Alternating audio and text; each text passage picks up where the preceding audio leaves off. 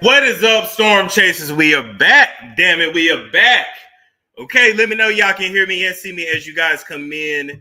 We got a lot of stories to get get into. We got a lot of catching up to do. I've been on a little hiatus. I had to go away for a training. And that's gonna sound like some Illuminati shit, which it was not, I promise. It was a school thing, not. It was actually education. It was not Illuminati. That's a hell of a way to start a damn video. Like, I am not in the Illuminati. But anyway, let me know y'all can hear me and see me as you guys come in. We got a whole lot of people to get into, a whole lot of people to dig into. It's been a long time. It's been a long time. And you know, I missed y'all. I love y'all. And I hate when I can't be here. But I had to handle a little business and sacrifice some money this month to get some done. All right. And then we got more news, big news to be announced, but I'm gonna do one thing at a time. There's a lot going on in life. Okay, let's get to it. Let's get to it. Whenever I go away, I'm working on something, you know, but I can't, you know, just be talking about it because we got a lot of haters out in the world. All right. Anyway, long story short, we got a lot of stories to catch up on. All right. Now, don't think I wasn't gone. Forget about this big-headed, thick-tongued, big-mouthed ass fool. Busta Rhymes had charges pressed against him by his assistant for kicking off in their ass, beating them all in their mouth, and I guess busting them all up in the butt. According to the story that had came out, Mr. Busta Rhymes, who is one of the quickest men, I mean, who got one of the fastest tongues in rap, you know, no Diddy, pause. I don't know who raps faster, who does more of a tongue twister, Busta Rhymes or Twister, but at least we ain't never heard about Twister kicking off in nobody's ass. At least we ain't never seen Twister fat ass up on stage in a dress in tapping ass. We still got a whole lot of questions for you, Busta, when we bring you into the office, because the streets say that you is a tranny lover. The streets say you love the girls. The streets say you don't mind when Diddy tapped that ass, but whenever a woman was tapping that ass, you threw that drink on her. You threw that whole bottle of motherfucking water on her like you was Tierra Marie in Love and Hip Hop Miami. Well, Hollywood, I guess. But you get my point. I ain't gonna fuck up that joke. Anyway, so they say he went off and his assistant's ass because they was on the phone when he was trying to say something to them. He said that he was, you know, treating that assistant like he was their motherfucking pappy, saying, "Look at me, bitch, when I talk to you, ho." But I don't believe that. I believe the assistant was not listening. I believe the assistant was not taking orders. And I believe that the assistant forgot to order a tranny for Busta. And Busta was hot and horny and itchy and scratchy. And that's why he kicked off in that assistant's ass. Nothing more and nothing less.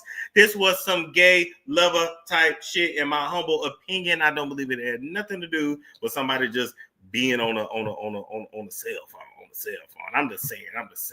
You know, that's all I got to say. So anyway, with that being said, Busta, you know, we not gonna bail you out. Hopefully you can use some of the money that Diddy done gave you over the years and you can bail him out. You know, I'm sure you got your bail money at least, and we ain't even got no hope or no assistance for your assistant because they knew exactly who the fuck you was from the beginning and who you been this entire time. We always knew you to be busting off in somebody else. We always knew you to be on stage in a dress.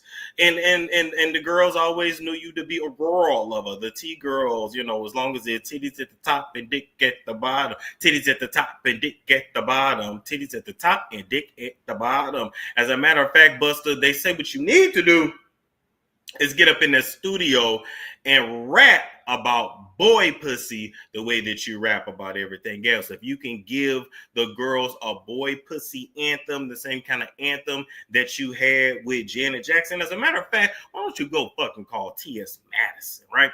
And just shout out to T.S., shout out to the T.S. You my girl. But why don't you call T.S. and y'all do a duet? Gonna make your body scream my name. Gonna make your body scream. But I have wet dreams. What's it gonna be? I'm just saying. So go ahead, Busta. That's all we got for you. Call T.S. Madison and get you another hit because Diddy ain't getting out no time soon. Moving right along for that. Oh, a whole bunch of people brought this couple into my office. I don't know why y'all stay bringing them into my office, faxing in their pictures through my motherfucking fax machine, acting like we ain't all got an auntie and uncle like this in our family. We all got an auntie Cheryl and an uncle Clarence, and Clarence been cheating on auntie Cheryl for years, and he got kids all around town, and he beat her ass every now and then when she get out of line. You already know when they come to the family get-togethers, they gonna have one too many malt liquors, and then they gonna fight and fuss and then go home and fuck and have that good old ghetto look. We already know what it is, but anyway, shout out to Kirk and his 3 earrings and his new hairline too. How you gonna be bald for 35 years and then come back with a full season deep wave cut? And we nigga, we know you been the motherfucking turkey. Either you been the turkey or you got somebody laying down them Steve Harvey lace fronts for that ass. But anyway, this ain't about Kirk or his 3 earrings or his lace front. This is about Rashida, and they say that Rashida looking old as fuck. Her soul and drained up out her body. They say that she always looking sad and depressed and wishing that she had went a different way in life. She wishes that her mammy had not signed her over to this nigga when she was 15, 16 motherfucking years old. And for everybody that's acting so surprised that her mammy signed her over to Kirk when she was 15, 16, 14 years old, because her mammy wanted to go off and marry another nigga that didn't want to be bothered with Rashida ass no motherfucking more, because Rashida was trying to rap and sound like Shawty Low ever since she was a child, and her mammy didn't want shit to do with it. Got tired of hearing that shit. Actually, Tashika, I did tell y'all that before. Rashida done been with Kirk since she was literally a child. She don't know nothing else other than him. This is her man, her husband, and most importantly, this is her daddy. Her daddy.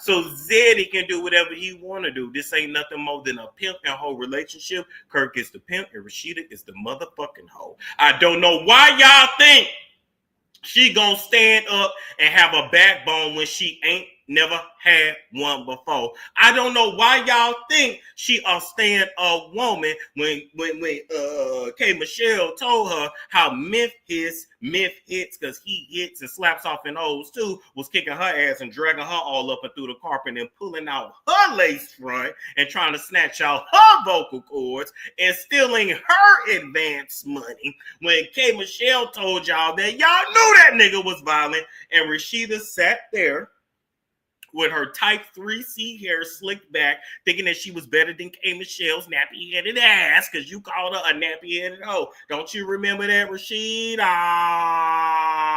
And let me tell you something else, Mona Scott, and your raggedy-ass, crooked-ass wig that you've had for the last 35 years, too. It's very interesting how Rashida sat there in Mona Scott's face and K. Michelle's face and called K. Michelle a nappy-headed hoe, and Mona didn't feel no kind of way, because we know damn well what you had up under that motherfucking wig, Mona. That's what I'm just saying. We think Lou Mel Plummer is the problem. We think Lemmy Lemonhead is the problem. Ain't nobody worse than Mona Scott. Mona Scott used all these niggas, all these bitches, and then went about her business and stole the whole love and hip hop concept from Yandy and her gray eyes in the first fucking place. We didn't even, bitch, Yandy, we didn't even know you had gray eyes until you had your son. But anyway, this ain't about Yandy and her feeling of her husband that she don't listen to because she want to give her eggs to somebody else. This is about this love and hip hop failure right here. So at the end of the day, Rashida looking tired and wrinkled and crinkled, and they say, damn, we thought that black don't crack, but Rashida around her aging like milk. And I mean, what do y'all want the doctor to say when your nigga is cheating on you and putting all kinds of other bacterial flora from other bitches' pussies all up and through Atlanta back into you and all up in your throat? You gonna age quickly too. When you got a man that really don't love you, but is simply with you to use you for whatever little bit of talent you had, then you gonna look tired too when you wake up and realize that you done gave your whole life, your soul, your legacy, and your everything to a man, and ain't nobody else gonna want your ass but him, but your pimp. You married your pimp, your daddy, your lover, your everything. And why can't he just do right? You would look crazy too. It don't matter what you do for him, Rashida, whether you get in shape, out of shape, quick feet, blonde hair, black hair. He just like strange puss. He just like strange pussy. He just like new pussy. It is what it is. Does anybody know Kurt's zodiac sign. Y'all can put that down in the chat and I'll let y'all argue about if Kirk and Rashida is actually a match. But I dare say, at the end of the motherfucking day, this ain't about Rashida and the bags under her eyes, the fact that she aging like milk, the wrinkles around her neck and the wrinkles in her forehead. This is about the fact that the celebrity doctor truly feels that it ain't Rashida who really got a thing for Kirk. That's just her daddy, her captor, her master. That's all she know. I really think that it was Mama Shirlene that really had a thing for Kirk, but Mama Shirlene was a little too chunky and a little too old, and so he went for the daughter. I know y'all think that's crazy. I know y'all think that's crazy.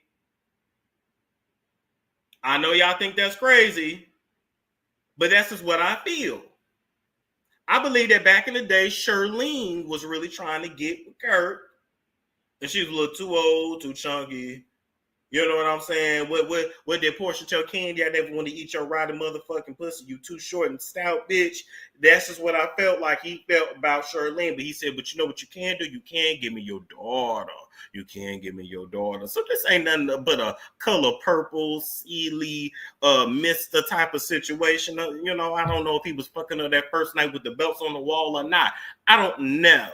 But what I'm here to let y'all know that this girl was bought and sold and paid for from the beginning of time. Don't expect her to have no self-esteem, self-respect, or boundaries. Don't expect her to stand up and actually stand on something. She gonna get up. She gonna make up a lie on her family for that storyline for Love and Hip Hop, and then she gonna go and sell y'all those overpriced ass clothes from China in that store in Atlanta. And she gonna continue to make that money for daddy, and he gonna take that money and he gonna go out in the streets and give it to young bitches and playing they pussy. That's it. That's all. This ain't nothing more but a more attractive, more business astute version of Peaches and Wood. This is Peaches and Wood.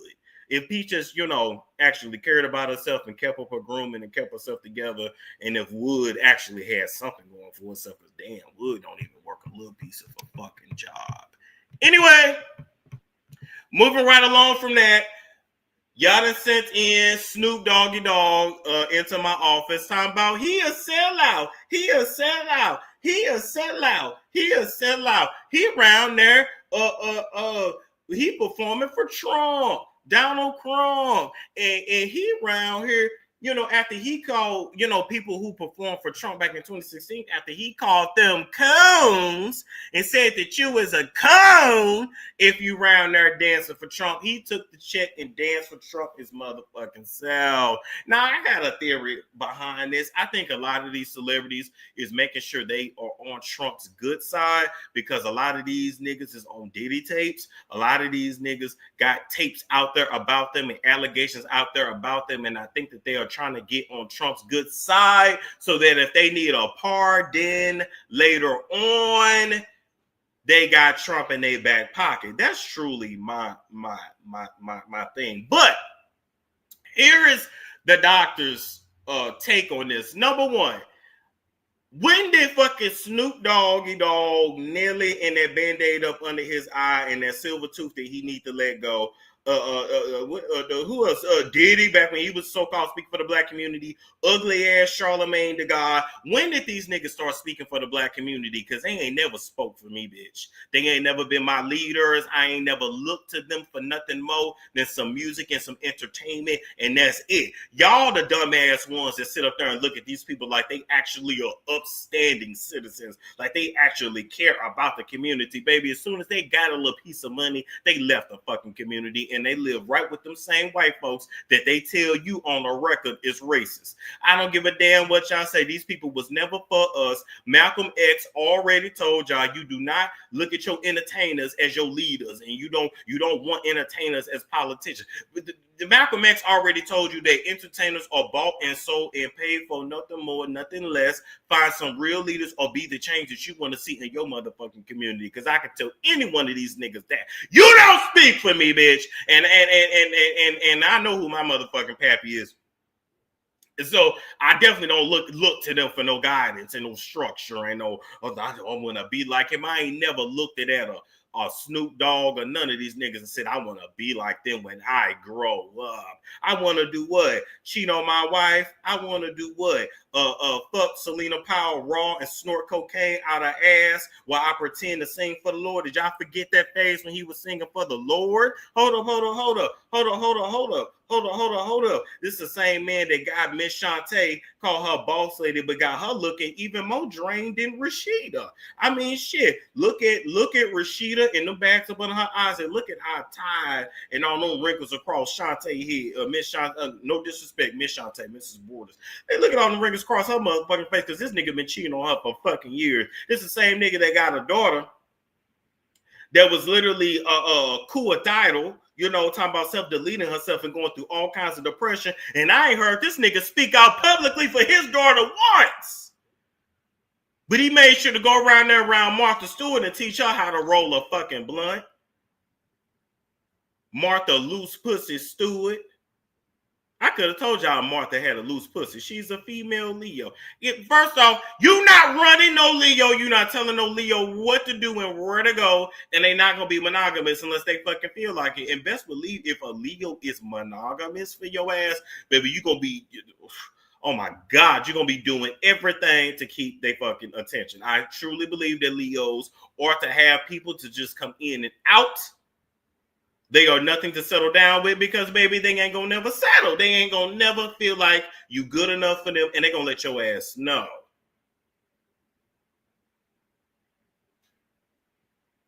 Anyway, with that being said, back to this nigga. Y'all really surprised that the same man that had a video in the 90s called Murder Was the Case that they gave me? Didn't he tell y'all in that video when he sold his soul to the devil? Didn't he tell you when he sold his soul to the devil what it was? So it shouldn't be nothing that Snoop do that surprises y'all. His soul already, it's live, it's me, I'm here, it's 3:22 here. I don't know where it is, where the fuck you at. That ain't that.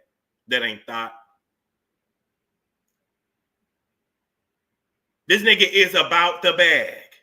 This nigga gonna enjoy the few good years he got left on his planet before when he motherfucking die and he go and serve the rest of his life with a pitchfork up his ass with no Vaseline with Daddy Lucy or Mama Lucy, whatever you want to call it, because they do worship that damn that Baphomet statue. Medina said, I'm a female August Leo and you do not know my life. I know ain't nobody running you and controlling you. I know you ain't doing shit that you don't want to do. That's what I do know. And I know in Medina, I tell you to your face too, if you only got one nigga, you lying to yourself. You ain't happy with one nigga. It's never going to be good enough. You need 5 niggas. It is what it is. Ain't nobody controlling you. You know that. I ain't lying. And you got a lot of pussy to give out. Now, you can deny yourself, but you ain't happy. And you got a wandering eye. Shit, the fuck? Why you think I told y'all I would never date a Leo in my ever? Shit. That's like asking to sign up to be abused. You gotta be a dumb bitch to sign up for that. Unless you a Leo too. That still ain't really gonna work. Golly, if you got a Leo in your bed next to you, run. Shit. They called him the boss of the Zodiac for a reason, bitch. You thought that was a game. I'm a sweet Leo. Bullshit. Anyway, I ain't got no script for this nigga. This nigga already sold his soul. It is what it is. If any of you gonna cancel him for anything, don't cancel him for Donald Trump. Cancel him for not speaking out on his daughter and her suicide ideations. And y'all just told me his wife was talking about deleting herself. Y'all need to go figure out why the women closest to him in his life want to take their fucking self out. Go figure that out. Cancel him for that. I don't give a damn about no Donald Trump. I don't give a damn about no Donald Trump. All right, next, the doctor got to give a congratulations to Zendaya and Tom Holland. They done got engaged. We can't wait till they get married. Congratulations to them. Shout out to them and their future children. I do have to say, Zendaya, please don't put no do-rag on your baby head like Drake. Please don't have your baby out here saying the N-word, because they're going to have to walk around with a picture of you and they black granddaddy proving that they got a little black blood in them and that they can say nigga, nigga, nigga, nigga, nigga, nigga, nigga. I'm 100% nigga. But congratulations to you too. Y'all know I support all the short kings out here with they tall queens. He love him some Zendaya. Tom, you better treat her like a motherfucking goddess, because it is the best that you can get. Because I don't know who the else gonna want you after you got your back blown out by that nigga in that bathroom in that video. Why do y'all be taking these random ass parts, these random roles where y'all get the shit fucked out of y'all? Zendaya took that role where she had a train ran on her. I just seen Zendaya titties all on Twitter. And I said, damn, she's showing her titties now too? I guess it's ritual. I guess you got to do what you got to do. You got to let the folks know I'm not a girl anymore. I'm a woman. Anyway, congratulations to them and their quadroon children that they will be producing. But I'm on y'all ass right now because I'm going to call y'all future babies white, white, white. I bet not hear none of you talking about no black. I bet not see that future baby with a fist up. I don't want to see them at a Black Lives Matter rally. I'm just playing. But yeah, and then you the last one in your family that can wear them cornrows like that. Don't put no do-rag on no baby head. I don't want to see y'all little future. Y'all probably name a Nevaeh or some shit like that. I don't want to see little future Nevaeh in no bonnet. I don't want to see this shit. Okay. You make sure you wash her hair with Aussie shampoo every motherfucking day, because she gonna look just like her fucking pappy. But congratulations. And you and boy, Nick, but she ain't no nigga cracker. You better be nutting. Let me tell you something. You better be nutting in Zendaya all you can. If I had something like this on my arm, I would be putting so much nut in her. They'd be like, damn, you gonna get that tall ass girl pregnant? I sure the fuck am. If she let me climb on top of her, I sure the fuck am. If a tall woman let me climb on top of her, I'm giving you the Cam Newton. Period. Sue me later, bitch. Speaking of biracial and interracial, we got to talk about Steven Twitch Balls. You don't think I have forgot about this story in his Wonder Bread widow. We got that Wonder Bread news. We got that Wonder Bread. Oh, we got that. I don't know why the lights start flicking all of a sudden. Hold up. Now the light want to start. Why the lights start flicking? Anyway. We got that Wonder Bread. We got that Wonder Bread news. Now,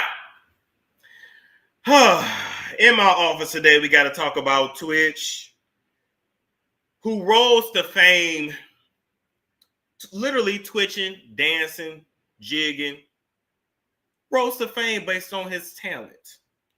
The talent that he got from his black mammy and pappy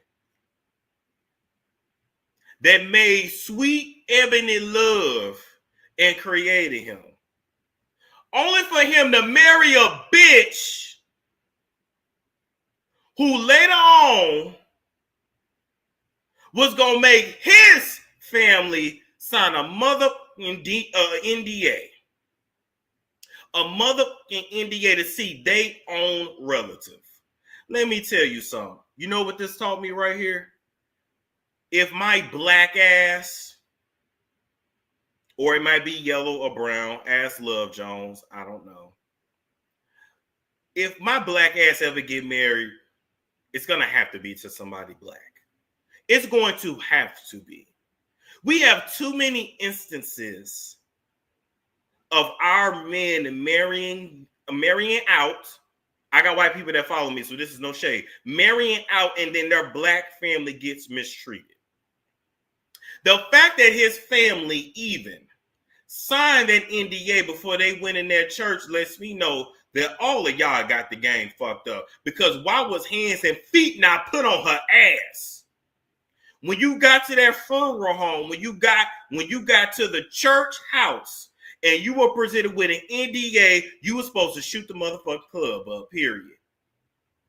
I don't give a damn if you wasn't able to see that body. The soul and the spirit was gone anyway because your son wasn't there. That was just a body, baby. You were supposed to put feet and hands in her ass for even trying you like that. I don't know what's wrong with the. I don't know where these black folks come from, because my family would never. My family would lay hands and feet on your ass. But I just come from people that lay hands and feet on your ass. Everybody don't, and I understand that too. I understand that too.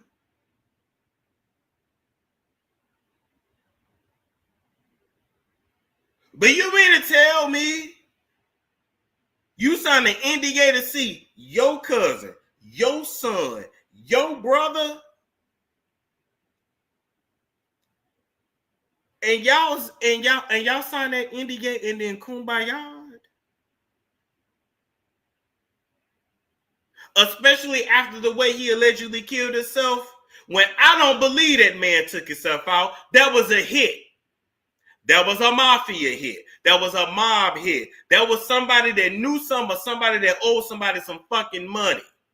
That man didn't take himself out. I didn't believe it from the day the story came out.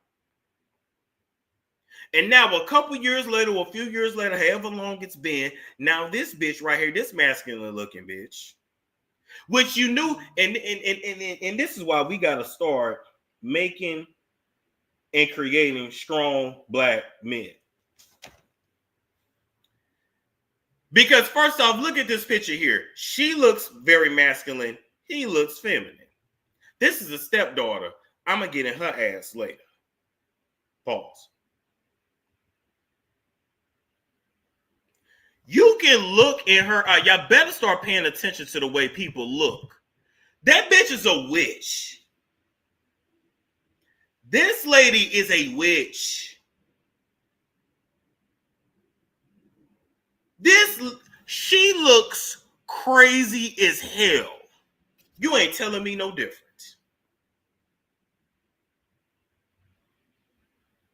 Yes, allegedly he was bisexual. I don't give a damn about him liking men. It's black women out here that are married a bisexual. If you a bisexual black man, find you a black woman that don't care about that. She didn't even have to tell us that he was sexually assaulted as a child. We didn't ask for none of that information. Nobody asked for the shit. But guess what? The guilty will snitch on themselves. That's what I do know.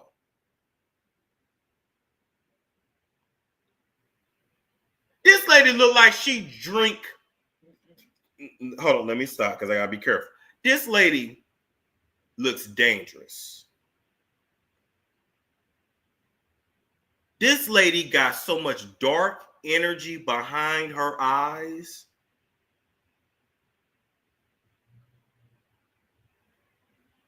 Hold on.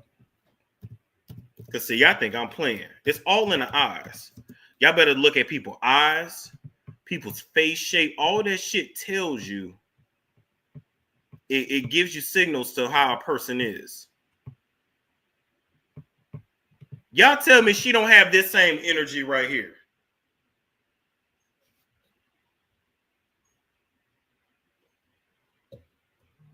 Tell me she don't have this same energy right here.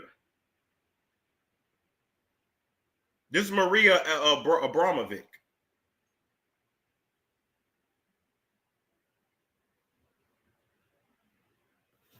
I don't care what y'all say. Y'all better investigate this heifer here. But let me get on her ass real quick too. Here's the truth, Miss Allison. You wrote this book. No, let me back up. You made his family sign an NDA because you wanted to be the only one to profit off of his name in the future. You wanted to be the only one to profit off of his name in the future because you feel entitled to it because you're his, thank you, Pangalanko, because you're his widow and you just feel like fuck his family. But at the end of the day, you might feel like, bitch, that Twitch wouldn't shit without you, but bitch, you would be nothing without Twitch. Let's keep it real. When Twitch got with you, when y'all was on So You Think You Can Dance, this little heifer right here in the middle was a little bitty girl. You was left a single mother by some nigga that fucked you and left you and did no other cracker man want you. But Twitch accepted you. So just like you accepted his bisexuality, he accepted your ass being the single mother of a mulatto. Because we know that white men throw y'all ass away when y'all have a baby with a nigga. Let's call this shit what it is. Let's call that shit what it is. Without Twitch, we wouldn't even know who you were, who you are, or even care. We don't remember you from So You Think You Can Dance. We remember Twitch. Ellen hired Twitch. Bitch, she didn't hire you. She didn't ever call for you. You was on one episode of the Ellen DeGeneres show, and bitch, she had you waxing your husband's stomach. Some shit that was funny. Bitch, she had you on some esthetician type work. She never acknowledged you, never did. Nobody did, because you're not important and you're not a fucking star. You didn't know how to stay. You didn't know how to stay in your place, and Twitch wasn't strong enough to put his big black ass feet down and put you in your place, bitch. Now what? Allison Hooker. Now you fucking some other married man. We don't give a fuck. We don't care. You was nothing without Twitch, and you would never be nothing without Twitch. But if you niggas gonna be with white women, y'all better start learning how they communicate. You better start learning this thing called sarcasm. You better start learning this thing called passive aggression. First off, rule number one, every picture I find of them, she's never looking at him in the picture. She's looking directly in the camera because she wants the attention on her, because she feel like she's the star, because she has to show her dominance. When a man and a woman take a picture, if a woman ain't laying on a man, if a woman ain't putting her titties, her body on that man, she point directly at the camera, baby, she let you know, this my nigga. This my man Dingo right here. Number one. Number two, the disrespect of being married to this man for what, over a decade, and you never used his name publicly. You called yourself the Boss Family. So you used his name for clout, but you never addressed yourself as Mrs. Boss, Allison Boss. Bitch, you didn't even hyphenate. Any woman that don't take your name ain't really that serious about being with you anyway. Period. He was a means to an end. You always wanted your own brand and never got it because you're not important. Nobody cared, and you're not a fucking star.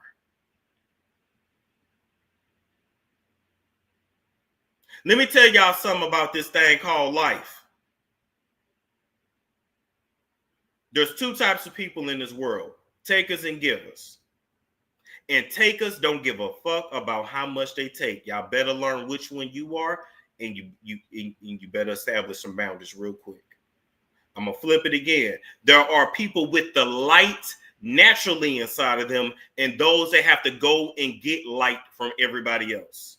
Know which one you are and move accordingly.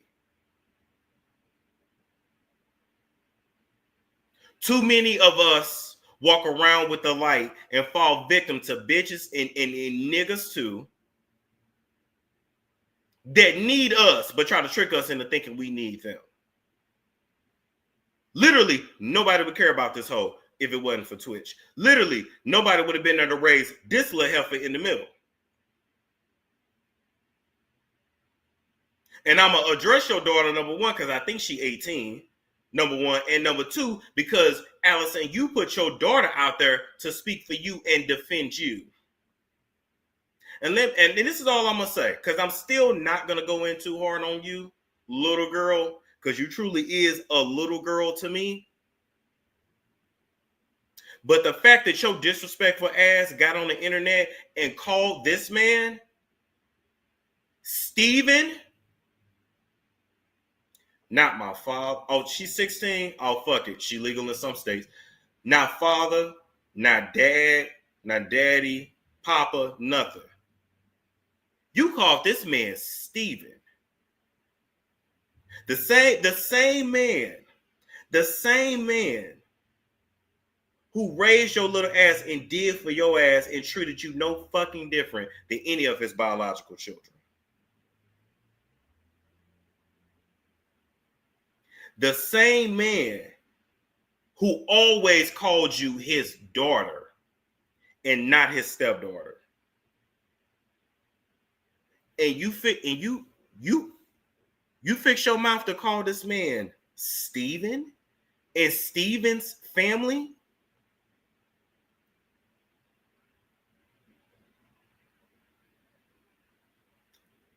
Little girl, you need to stay in the child's place. Because the truth is, if it wasn't for Steven, you would have grew up a battered mulatto at the hands of your single white mother. Because she definitely would have took out all that pain and aggression and abandonment out on your ass. Where the fuck is your real pappy, since you gonna call him Steven? The disrespect is out of this. Well, let me tell y'all something. In 2025, we not taking no disrespect no more. We calling shit out for what the fuck it is. And I'm going to tell any man or woman that. I'm going to tell any woman that even marry a man with children. If them children don't RESPE respect you, fuck him and them kids.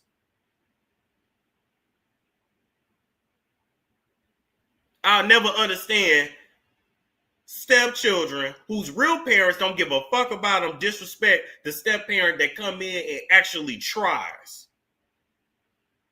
Take them in as they own for them to just Steven. Oh,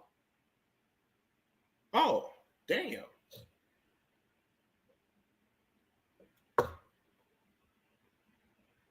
Yeah, she had her daughter do dirty work. Yeah, she a coward. Absolutely. This man paying this exotical tax well into his death, well into the afterlife. Yeah, he picked him. He sure did. He sure did. But this little heifer needs to stay in the child's place.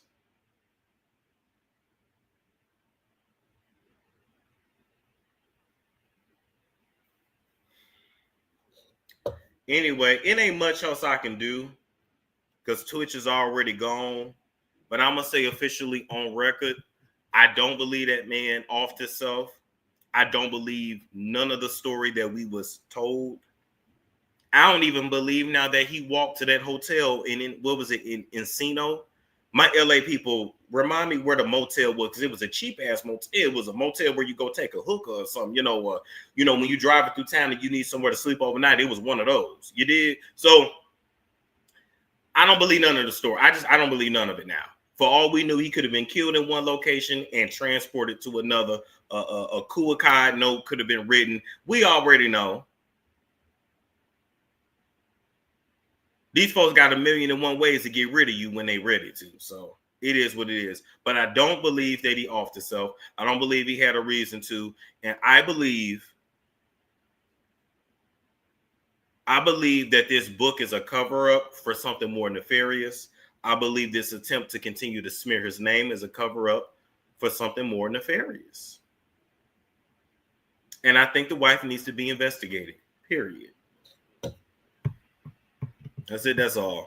I ain't gonna keep going in on these bitches forever. Anyway, moving right along for that real quick. We just gotta talk about Tiffany Haddish. Did y'all see that video of Tiffany Haddish rolling around on the floor, spanking her ass, bathing herself in money? That video was sent into my office. They said, damn, is she going through another Illuminati ritual? Did they finally let her back in? Did she have to get shitted and pissed on, or did she have to fake molest a child in the bathtub with Aries Spears again to get back let in?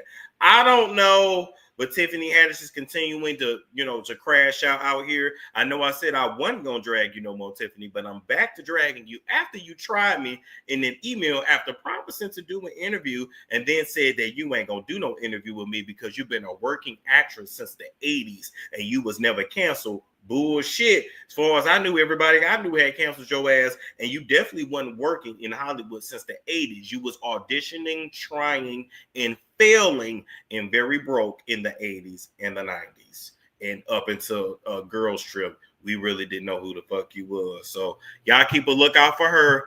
She round her tripping and acting crazy and acting retarded and slow and confused and slew-footed again. So I guess she about to make a comeback, or maybe she can go, do some crack with Jaguar Wright. Who knows? Anyway, move right along for that. Under the oh. What's on the line? Under the oh. Keep it air night. All right. Now we gotta bring in Nelly and Ashanti into our office. Nelly performing for Donald Trump. Y'all was mad at him, for that, and said y'all gonna cancel them. I gotta give y'all some exclusive tea on this. Well, actually, I don't know if it's exclusive. I don't know if it's exclusive. Hold up. Let me go back to it real quick.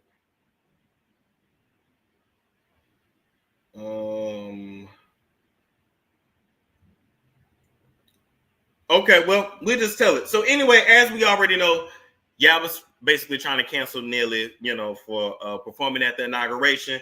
Nelly did an interview with Willie D and said he ain't even doing it for the money. He doing it just because he believes in the presidency. And he wanted the opportunity to perform at an inauguration. Now, I dare say, don't just cancel him for this. Cancel him for smoking meth in their tour bus with them white girls back in the day. Cancel him for them alleged white girls that had got raped in that tour bus back in the day. Cancel Nelly for wasting Chantel, aka Miss Jackson's, time after he stole her from Floyd, knowing damn well he didn't ever want to give her no marriage and no children. And he wasted 10 years of her time, and now Chantel is somewhere in a hotel, lost and confused, playing with her Bunyan stickers that she done made $1 million off of. Cancel him for that. Now, for the exclusive, they say that Ashanti on the back end has actually lost about 3 deals that she was set to do. I guess she was going to appear in a couple movies and or television shows. I don't know which ones. I don't know the details on that.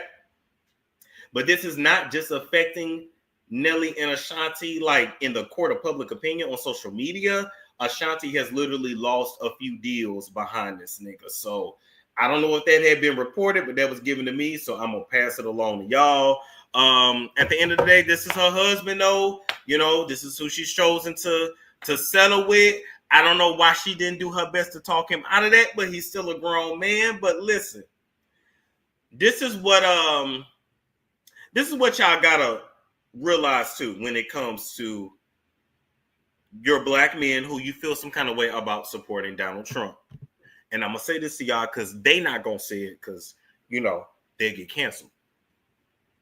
A lot of black men, that y'all look up to and follow would rather see white daddy in office than a woman, period. So it's not that these men necessarily love Donald Trump, which whoever you support, I don't care. That's your business. We just talking. What it's really about is that men feel that they don't want to look to a woman to be in that position. It's misogyny. I guess you could say white worship, but it's really misogyny. It's really misogyny.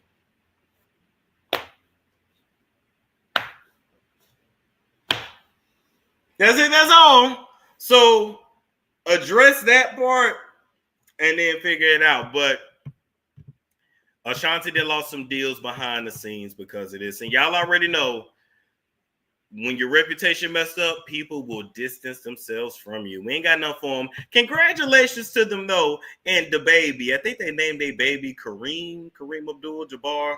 They definitely gave that baby a regular name. Kareem. Real strong and real black. Kiki named her baby Leotis. You know, maybe y'all, maybe Generation Beta is going to be the next group of civil rights leaders. Because these millennials and Gen Z and Gen X, we just dropped the fucking ball. We really did. Anyway, move right along from that. Congratulations to them. You know, here we love the babies. Okay, next we gotta talk about lying ass Ricky Smiley. Now, why did Ricky Smiley? Shout out to the Smitty and D podcast. Why did Ricky Smiley get on a podcast and lie in front of us, the Lord, Mary and Joseph, and say that he fathered some 6-year-old twins that he didn't know was his? Why y'all believe this shit? Why do y'all believe this shit? Why do y'all believe anything from a man who dressed up and made his money dressing up as an old ass woman? Because y'all never took him seriously in any masculine role. The only masculine role he played was when he played that crackhead in Friday After Next. Anything else, he had to put on heels and a wig. Let me ask y'all something, ladies. Ladies, don't y'all also feel some kind of way when these black men dress up like they black grandmothers and make fun of it, even though they try to like tell you that they like paying homage? But if you paying homage to your grandmothers and great grandmothers and great great grandmothers and great great great great great great great great great grandmothers, there are plenty of black women that you could just cast in those roles. Do you understand what I'm saying? Has it never felt weird to y'all to watch a show or a movie with a black man playing the role of a ghetto black woman, when there are plenty of ghetto black women you can just get to play the role? Do y'all not also see that that's another way of dragging y'all, and it's another way for some of them to really be what they want to be and really dress as women and get away with it and being dragged? You know, they like putting on the titties and the ass and the hair and the heels and bouncing. You know, they like doing all that. But don't you think it's weird? It's like if I was to write a show and it's about 4 black women down south four overweight black women down south living together in a house. But I don't cast no black women in that role. I don't go get your auntie or your grandmama and have them play the role of Earlene. I go get a man to play the role. Y'all also don't understand how that adds to the masculinization of the black female image, because your racial image matters. See, these are the conversations we actually need to be having. Not who fucking who and who this and who that. We actually need to have the conversations of like, your racial image is everything.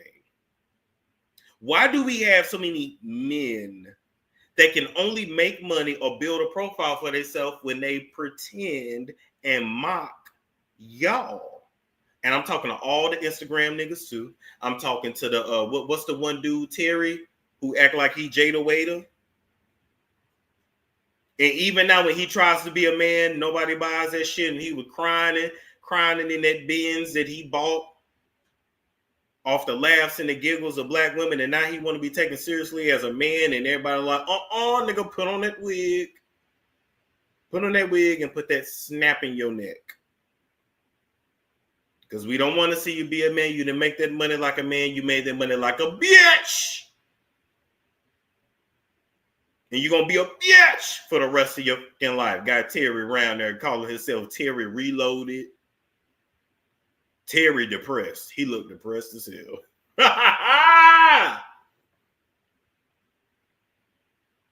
Can we let that shit go? Can we offend? Because Ricky Smiley's an ugly motherfucker anyway. He wasn't ever cute. Don't nothing about him really like give like, ooh, you know, he ain't gonna never be no heartthrob. You know what I mean? Like, I guess for some of them, you got to get in where you fit in, and if you can't be a good man, you just play if you can't really, give men, you just play a woman. Huh?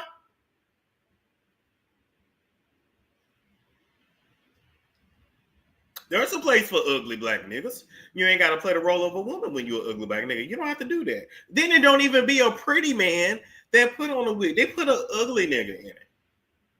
Also, adding to the propaganda that black women are not attractive. Y'all better start reading in between the lines.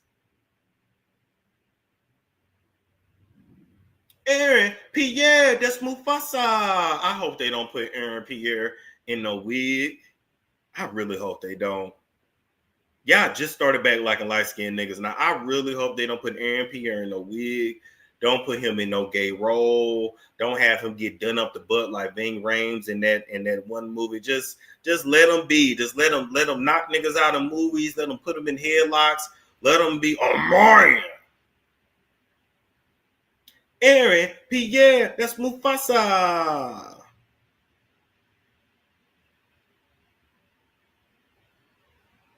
So y'all really believe that this man didn't know that them twins was his, and they was coming over to the house all the time, and they was playing with his godson, but he didn't know that those were his real children.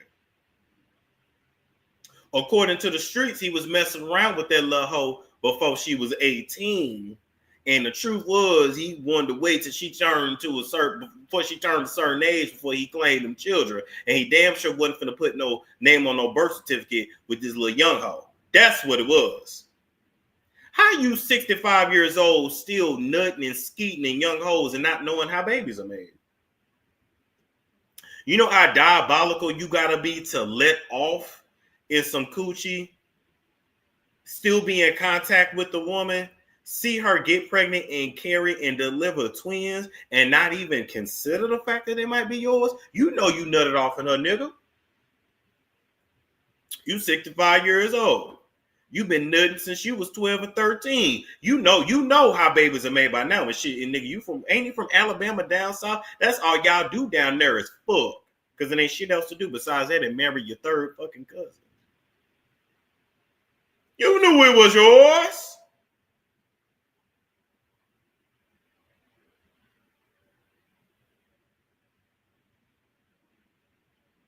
Hey, must be the money.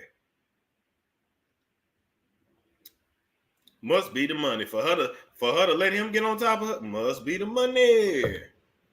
Just saying. Anyway, nigga, go claim your kids. You knew those was yours from the beginning. And shit, if you was messing around with that girl when she was a teenager, then shit you just was. I mean, own your shit. Own your shit. Anyway, let's come and talk about Trey real quick. Trey Songz being sued for $11 million by the husband of a man that he and his security stomped the dog shit out of after Trey Songz was giving this man's wife back shots in Vegas. And then the wife said, help, I can't get out. He ain't letting me go. Trey Songz got a problem. I always knew Trey Songz had a problem because, well, number one, just the way he sing and the way that mouth be moving all over to the left and the right and the right and the left. I already knew this nigga was fucked up. I already knew that something was wrong with Trey. Wrong with Trey when he said that R. Kelly was a mentor of his. I already knew that something was wrong with Trey when Keke Palmer had to hide in a closet to keep from getting fucked. I already knew that something was wrong with Trey when he pissed on Selena Powell after downing an entire bottle of Hennessy. Didn't even flush himself out with no water first. He gave her that stinking hot morning piss and locked her in a hotel room. These niggas love to lock you in the room. Y'all gonna get enough. Hang around these celebrities because they're going to lock you in the room and they're going to do you and wear that ass out. They're going to wear out every hole till they get tired and they ain't going to use no rubber and no protection. I'm going to see his sex tape immediately. Media Takeout had it back in the day. I synced it. One of them. He got many tapes out there. But I synced the one from back in the day on Media Takeout. It was recorded on an iPad or a MacBook. It was recorded on something like that. It wasn't a phone. And he was doing this girl in her ass. And she said, and he said, don't you take everything daddy give you? She said, yes. He said, well, let me in. And he was stretching her ass. I don't know no other way to put it. He was actually wearing protection when he was stretching her ass open. But nonetheless, I remember that shit from back in the media takeout days. I'm telling you, my brain is nothing but just like an encyclopedia of random ass facts. Was it good? It was just a clip of it. It's kind of grainy, like the quality of it, but you can hear him and you can see the tattoo, I think on his left forearm. Yeah. Yeah, but he was all on her ass though. He was stretching that ass out. Mm-hmm. He definitely was. He definitely was. Anyway, with that being said, the man who he stomped out and his security stomped out is suing him for $11 million. Trey asked to just give him some more time to properly respond to the lawsuit because we all know Trey Songz ain't even worth $11 million. Now, the sad thing is, if Trey had been doing a little more working and a little less nutting, he might have some more money to his name. If Trey Songz would have been focused on his career and not swapping out Odell Beckham with Drake back and forth and forward and back, he might have had a little bit more time to focus on his career. Oops, did I spill that tea? How him and Drake used to swap and share Odell, and Trey was hella jealous and used to beat Odell ass in the bathroom. Odell, you remember that when Trey would beat you? Odell stayed getting beat up. Child. Oh, did I spill that tea? Okay, my bad. My bad. My bad. My bad. My bad. My bad.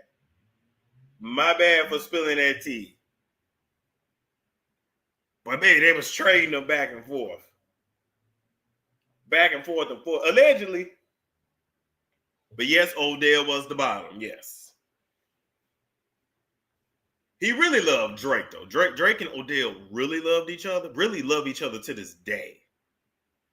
Y'all didn't think it was weird when Drake and Odell was living with each other at one point? Who remembers when Drake and Odell was living with each other?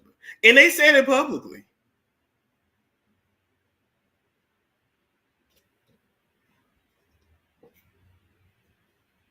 But Trey was in there too.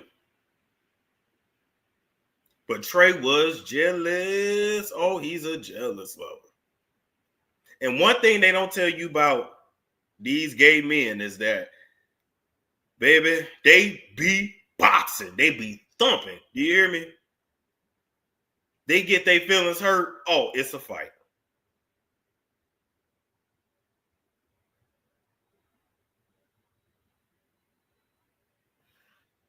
Anyway, we're going to move right along from that.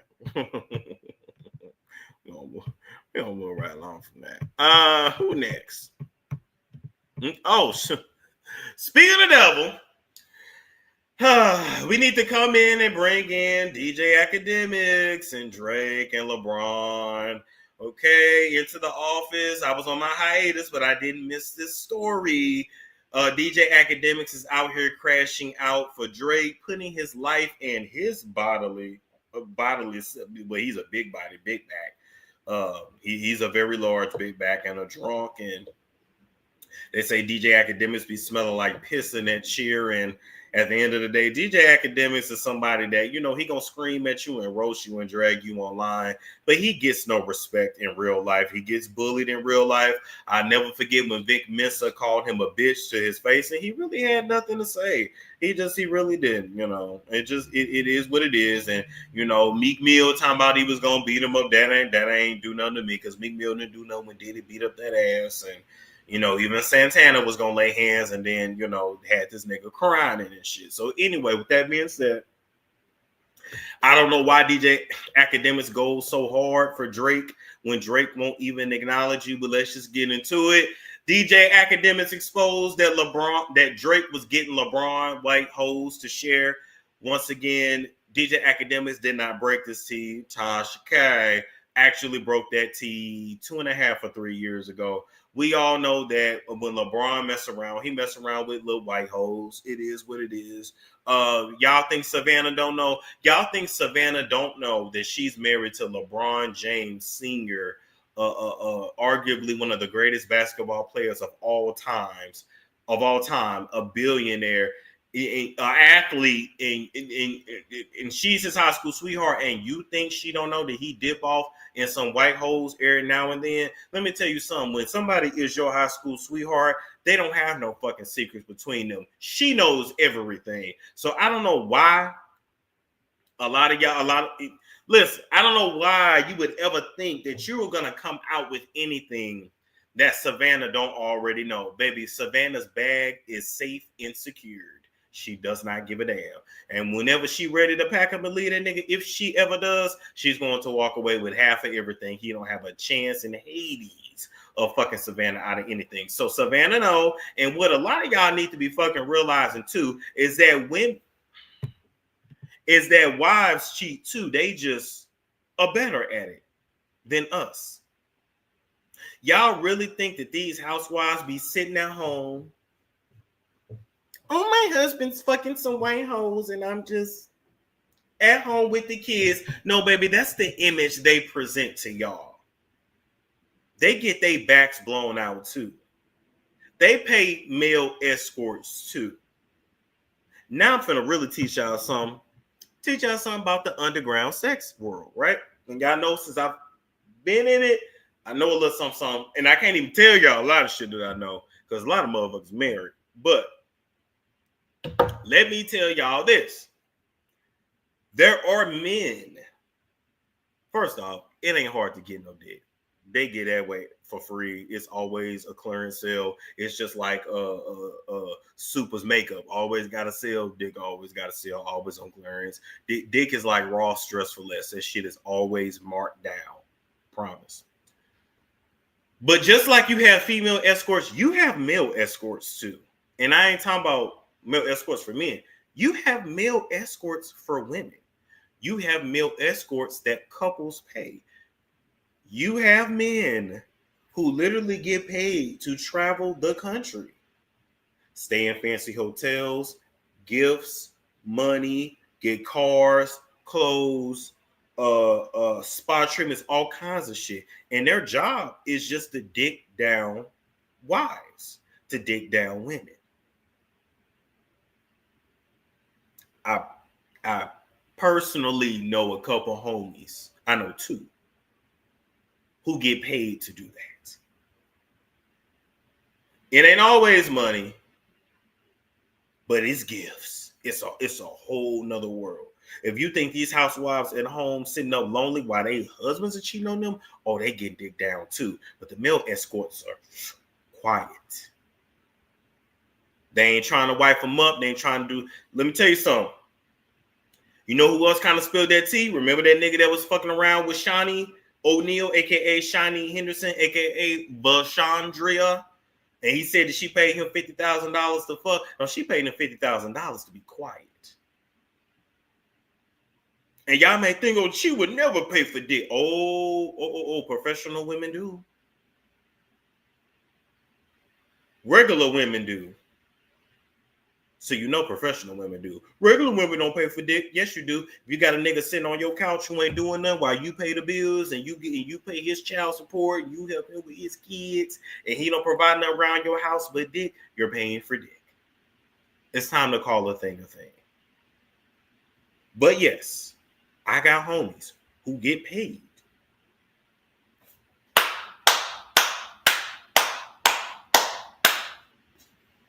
That's their job. They flown from here to New York, Miami, Seattle. It's a lot of them that they fly into Scottsdale. When you see a random dominant looking muscular black man in Scottsdale, you know what he there for. Sorry to tell the business, but that's what it is. I need to plug. I can't tell you. I can't go into detail like that. But it is a thing. It is a thing. Now, you really got to like, now, when men pay for female escort, men will pay for anything, right? Gay men are picky, but gay men are really pay for. I mean, they still get horny enough that stuff, fuck it, right? Women are very specific with what they want. And every woman like different things. Some gotta be, he gotta be muscular. He has to be tall, or he has to be this, he has to be that. Big biceps, back, chest. Some women they just want a chiseled chest, and they got their favorites, and they narrow them down. And I'm not saying that's what I do, but just cruising through the underground sex world, I have learned so much. So much. How much do these prices vary? Fuck it, I'll tell you. I know men that have gotten cars. Not no cheap shit. Like Benz, Lexus, here are the keys. Condos. The husband died. You've always been good to us, because you really become like a friend of the family that come around and fuck. Let me tell you something. People got money out here, bitch. People got money out here. Don't let them fool you with all this shit on the TikTok and Instagram about broke. Those are regular people, baby. People out here got money, inheritances, payments from trust, lawsuit money, alimony. It's a thing. It's a thing. Is there a chance that a 5'6", 165-pound male that is in shape can get into that world? Yeah, absolutely. And you black? Yeah. You really mostly gonna be doing like older white women, like MILFs. If you are a shorter guy, your body game definitely got to be on point, or your face card really got to be on point, or you really have to be charismatic. But if you ain't got the height, you gotta have the body. Because I know I got a homie. He body's okay. He's probably 5'3", but he's hung. So you gotta have something. If it ain't height, it gotta be body. If it ain't body, it gotta be well endowed, because you're given a fantasy. See what I'm saying? Or you gotta really, really have a good mouthpiece, because it's fantasy. It's fantasy. They don't want you to. I will start a hoeing business. Do you hear me? I will start a hoeing business. I had an idea for a business one time. I'd be on my pimp shit, but I need people that if I was to have a group of men that I pimped out, like they would, like, you gotta be about your fucking money. I don't hear no bullshit.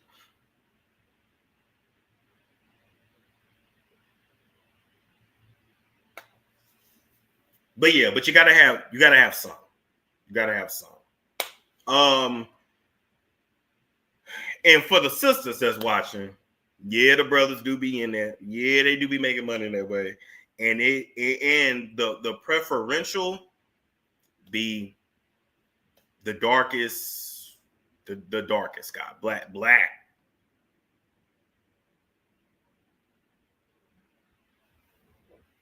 No, so we don't want you to go to jail. Don't nobody care if I pimp the men. You just can't pimp women.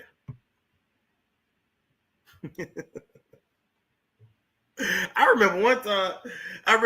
When I used to rent that 4-bedroom house in Atlanta. I was like, I could put like bunk beds here, bunk beds there, bunk beds here, bunk beds there. Run a massage parlor out this motherfucker. But I was like, I ain't got time for that. Yeah, but y'all know I'm here for the sex industry. Anyway, with that being said, I done got all off track. Ain't nothing DJ Academics put out there that Savannah don't already know. And do I believe it? Yes. Is Drake going out sad by leaking all this information? Honestly, yes. Because he doesn't want to admit defeat. It is what it is. But most importantly, DJ Academics is who really looks like the fool. And I'm going to tell you why. Because DJ Academics is out here crashing out for a man that won't even acknowledge your existence. Drake only talks to you in the DMs. Well, I guess the phone too, but he probably told you better not ever leak a phone call. He ain't never been on your show. He ain't never invited you. Y'all ain't never hung out. Y'all ain't got no pictures together, no nothing. And you need to ask yourself why. He only call you, he only use you when he needs you to do some, leak a story, create a narrative, whatever the fuck it is. But this man won't even acknowledge your existence. Is you too ugly for him? Or is you too fat? Did he say, I don't like him fat and nasty? You seen what his type is. You seen how Odell look. He might not like big fat nasty niggas around him. My whole thing is Drake uses you, you crashing out, and you putting yourself at risk for nothing.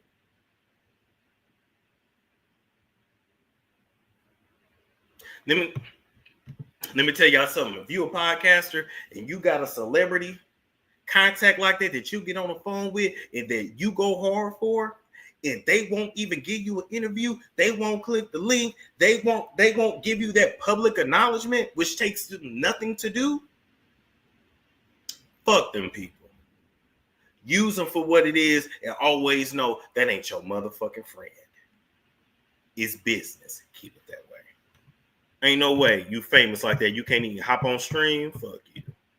Anyway, moving right along from there, we got to talk about dancing ass Kirk Franklin. He released an apology while I was on hiatus, talking about sorry for 2004. But no, in all seriousness, apparently he was dancing and jigging and twerking on some lady in Jamaica. The video went viral, and he wanted to tell us that he's sorry. He's sorry. And we say, don't say you sorry to us.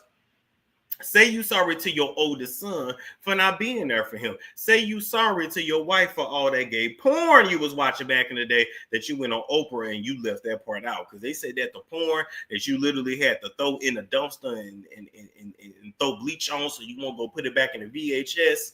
They said it was the gay porn. So we just want to know what's really up, Kirk. We say Kirk need to apologize to the Lord because you know damn well you don't want to do gospel no more. You don't mean none of that shit. That's why you came up with that album back in the day that said, I'm losing my religion. Now you really was letting us know that you really want to be an R&B singer.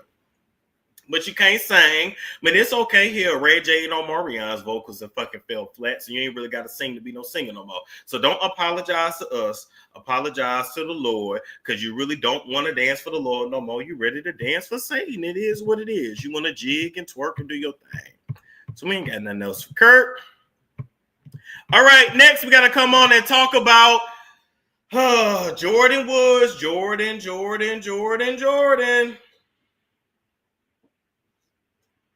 I'm so mad at you, bitch. We got to bring Jordyn back in our office for being a dumbass bitch, being a dummy, going back to her white slave master. She's back friends with Kylie. We talked about this before, but the people that said since she'd have been back around Kylie, she done gained all that weight back. She got low self-esteem again. She don't hold her head up high when she walk. She looking all at the ground and shit. She walking behind Kylie when they go out, and we calling you into the office so you can finally find your self-esteem and hopefully some fucking self-respect. I just can't believe after we did all this work and this spiritual work to get you away from the Kardashians, you then fell for the trap and went back to hanging out around them because ultimately you don't feel worthy. You don't feel good enough on your fucking own. Now, fuck that. They say go get a bag. The Kardashians is on a decline. The Kardashians need her and they need that energy. Y'all better understand what an energy vampire is. See, Kylie is nothing. She's a nobody. She ain't all that cute. She look like a sexy 50-year-old woman now, but she ain't even 30 yet. She is nothing. That's why when she was at the whatever award show that was, and Demi Moore didn't even hug you, or Demi Moore didn't even acknowledge you, bitch, because you are not to be acknowledged. You are garbage. You have no talent. You have no nothing. Okay, you got lucky because of who your family is, who your family is, and you know made yourself into a fake ass businesswoman with the makeup products that you profit off of for China. But out the pink Lamborghini, just a race to China on a race to China, just a race to China. Little bad Trini bitch, but she mixed with China, real thick vagina, smoke bricks. China, I said, oh my nigga, cut the checks, bust it down. Oh my God. Always a Nikki lyric. Anyway, with that being said, we writing you a script to get you out of bondage. All right, Harriet Tubman would have shot your ass in the face for wanting to run back from the plantation. We done got you from the plantation that is the Kardashian factory. And you done ran your ragged, well, not ran because you fat as fucking, them thighs is burning. You done waddled your ass back to the plantation to be used as what? A guinea pig, the goose, the what? What is it? Either that or y'all need to come out and keep it real and just say that y'all sucking each other pussy. You missed your first love or your first girlfriend, and that's what you done went back to. Nothing more, nothing less. You such a dummy. You get on my fucking nerves. Such a fucking disgrace. We sat up here. I dragged Chloe for 30 days and 30 nights. And some people saying I'm still dragging Chloe to this day for your ass. And you didn't waddle your fat ass back to the plantation. You got all that plastic surgery, all that Dunlap surgery, cut out your stomach 42 times, all that loose skin taken out from up under your nose, all that shit sucked out of your ass to go back and waddle back to the Kardashian factory? Are you crazy? You're out of your mind. I don't know what it is with them California black girls not having no fucking self-esteem. Y'all need to fix that shit. You are the fucking sauce. Damn, ho. Golly. Anyway, with that being said, prayers for Wendy Williams.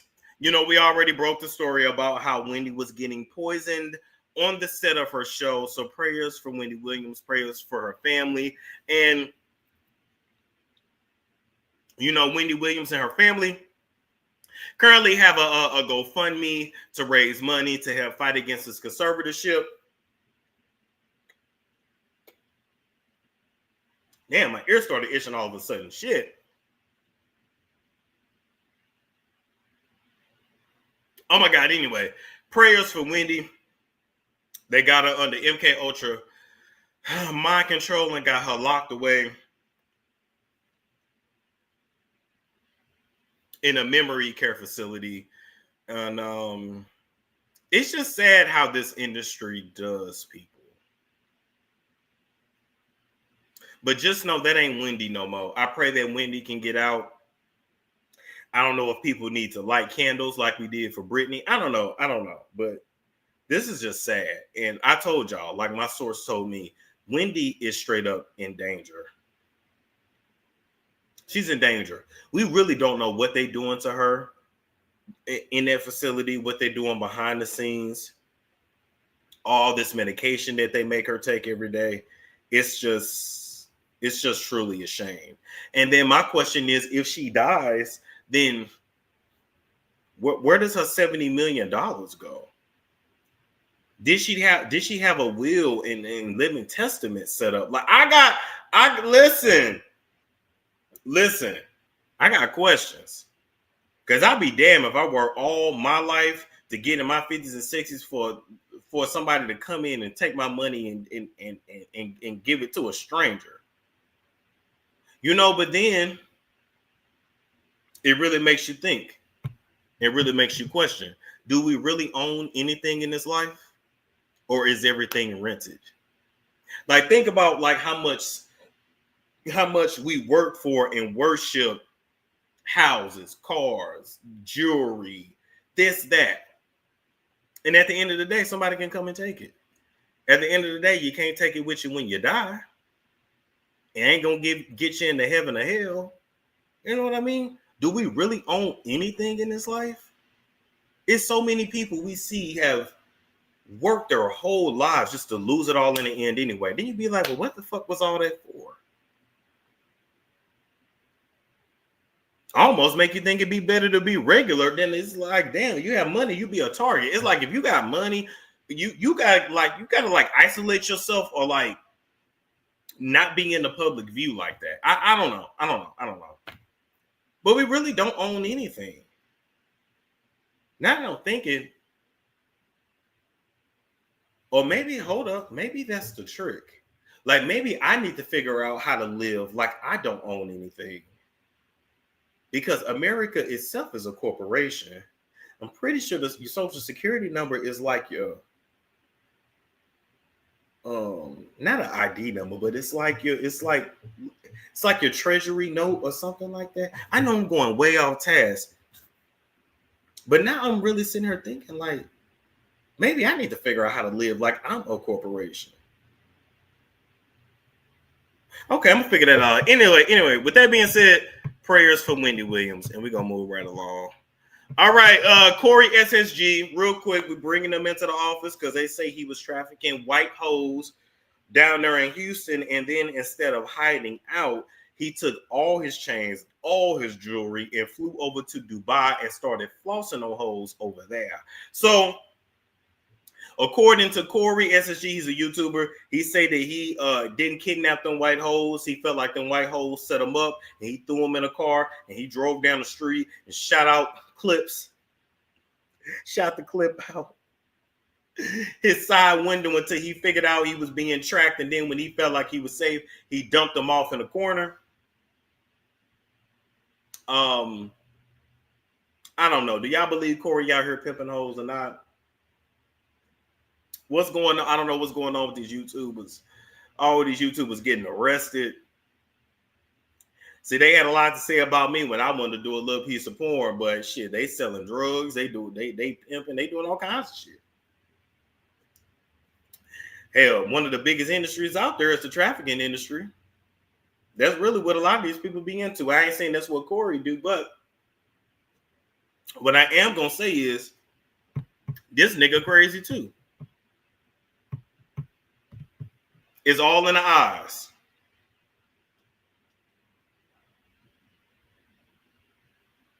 Y'all don't see the crazy in his eyes?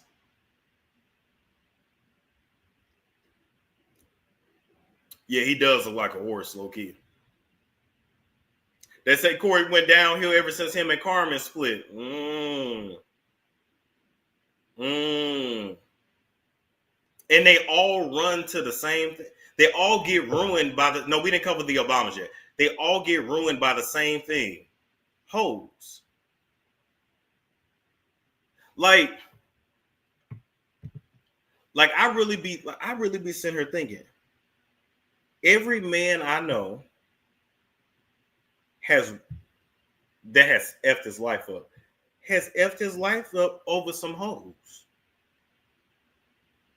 I'm not talking about men that have never been married. I'm talking about men that like get married, have the kids, like do the whole thing, and then they just do their wife wrong, do their wife wrong, do their wife wrong. It's like after they get a divorce, their life is never the same. Their finances is never the same. It's like God stops blessing them or something. You understand what I'm saying? And then you be looking at certain men and you like, you doing all this and losing everything just for some coochie? Then you got to think like, what are you trying to prove? What are you looking for? Like, I've never been married. I've only had one relationship. I ain't never lived with a girl, none of that. So, a lot of men, even my own father has just told me, well, you just don't understand relationships. Listen, I don't. And that's okay. I admit that. But I really be sitting here thinking like, niggas really ruin their life for Gucci. And when something happened to them, none of them hoes are by their side. I know somebody right now who damn near died. Randomly had, he did die he actually died on the table a couple times. None of them hoes came to see him. His friends was there for him. I don't know what his family situation is. I ain't gonna speak on that. But you get what I'm saying? Like, none of them hoes that he ran through was there. And now I'm sitting back here just thinking. I'm not talking about Vaughn. I wasn't even thinking about Vaughn, but you know what? I'm not thinking about Vaughn. In the Bible, don't it? I'm not trying to misquote, but don't it say a man is supposed to love his wife the way that Jesus Christ loved the church? Okay, tell me if I'm right or wrong on that. Because I'm gonna tie this together. Who is the person? Y'all don't know him. Okay, it says that, right? He's supposed to love his wife as Jesus Christ loves the church. Okay, so if you disrespect your wife, disrespect the marital bed, abuse your wife, yada, yada, yada, yada, yada, yada, yada, yada, is that also like you're disrespecting and abusing the church? And is it also like you're disrespecting and abusing Jesus? I'm just asking. Just stay with me. Just stay with me. Let's say I'm married. If me as a man, I'm not handling my wife correctly, it's like it's like a direct hit to Jesus. It's like I'm disrespecting Jesus, right? Disrespecting God.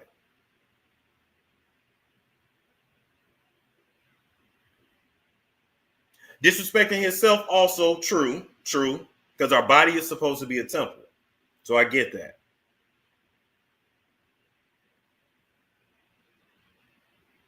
Yeah, you destroy a covenant. Yeah, you break the covenant with your wife.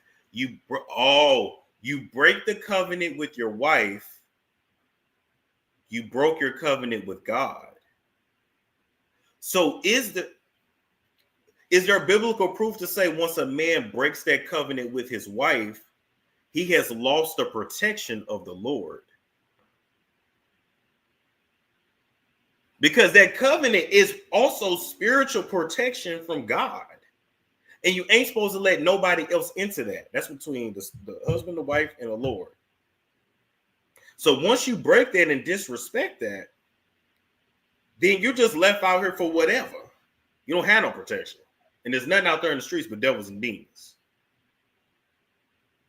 I'm really sitting here thinking, like, I ain't even got this written down. I'm really just sitting here thinking, like, if I ever get married, I'm not gonna never cheat on my wife. Like, I'm not gonna never. He has to ask for forgiveness. These men ain't asking. These men are not humbling themselves to even worship God. And some of these men will even tell you that they are God. So I'm not even finna go there with that. Whatever. I'm not going there. He can repent. Okay. But, okay. You repent. But does forgiveness give you freedom of consequences?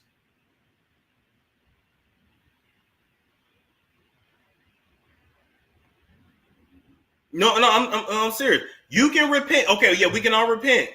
But does that mean you have freedom of consequences?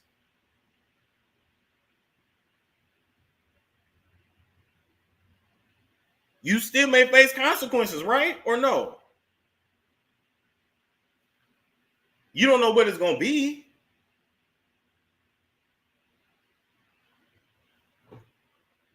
Ooh. You ain't going to hear them talk about that on the Red Pill podcast. You ain't going to hear that part.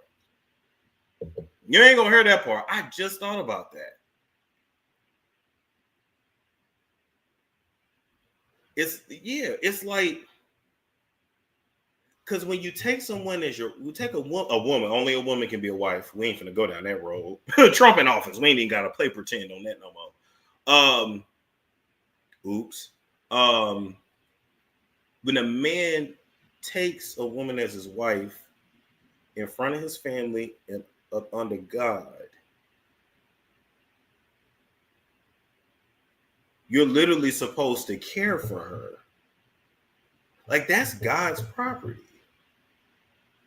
Because it is a gift from God. Because even when you had when you had Adam and Eve was a gift. Because Adam was lonely.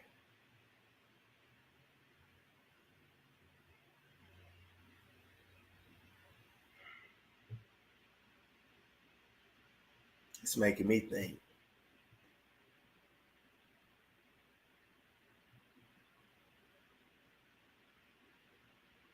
Okay. Wow. So look up how to free your straw man. That's how people can get. Email me that, please. MonroeStorm59@gmail.com. I'm really thinking about this. All marriages don't have the divine blessing. That's true too. I'm just really thinking. Do I just need to? I feel like I'm giving. Do I just give my life to God? Maybe I need a sabbatical. I believe in the Lord though, for sure. How do I always turn into a preacher? Okay, this got deep. I don't know how we went from funny to deep, but I'm gonna leave that there. I just see too many men that do wrong by and when you do wrong by a black woman, you definitely let me tell you something. Any man in 2025 doing wrong by a black woman, you is my God, you are asking for it. I don't care what these niggas say. You ain't got to deal. You ain't got to like her, but you better respect her. Leave her. Push come shove to leave that woman alone. But it's something about, like, especially when black men hurt black women, something spiritual. Like they don't fucking be the same. I'm gonna move on.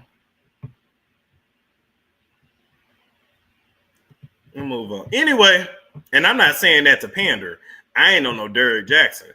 I'm just saying, I just look at patterns. When you recognize patterns, you can't do nothing but acknowledge it. All right. Anyway, moving right along from that, we got to talk about Chris Brown. Chris Brown then danced into our office, somersaulted, flipped, and did the splits, and dyed his hair all at the same time because he is suing the Discovery Channel. Or the nationwide, the ID channel, I think it's owned by Discovery Channel. Anyway, he's suing that network that produced that documentary on him last year for $500 million. He is suing them for defamation. According to Chris Brown's attorney and team,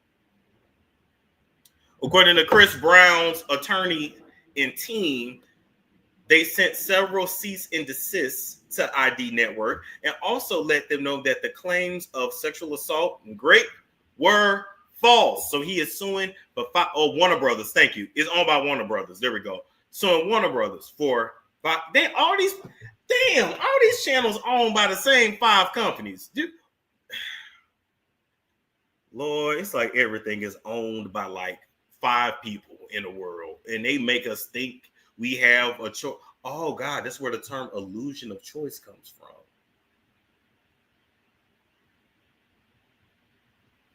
Damn, let me tell you guys something. Side note, I've been fasting today. It's like my brain is sharp. Oh my God. Okay, anyway, with that being said, so he's suing them for $500 million, right? For defamation and this and that. Let me say this. I'm actually excited to see where this lawsuit is going to go because people have been playing with Chris's name for years. Now, Chris, what you did. You kicked off in Rihanna's ass. You threw Karrueche down the steps and kicked her in the rib. And when she was somersaulted down the steps, you told her that she was gonna be with you for the rest of her life, and that wherever she went and wherever she go, that you was gonna follow, and that you was like the boogeyman, and that if Karrueche, aka Kawasaki, say your name in the mirror 3 times, Chris, you was gonna show up like Candyman.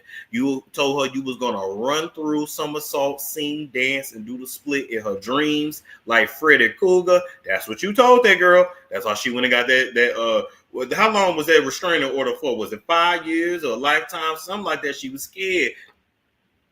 I'm just saying, Chris. Now, what you did when you was at Good Morning America and they played with your name, you acted just like a tourist meal and you fucked that shit up and you grabbed that chair and threw it through the window and nobody could calm you down, not even your mammy, just like a tourist man. So you, sir, did what you did, but whatever you didn't do, you didn't do.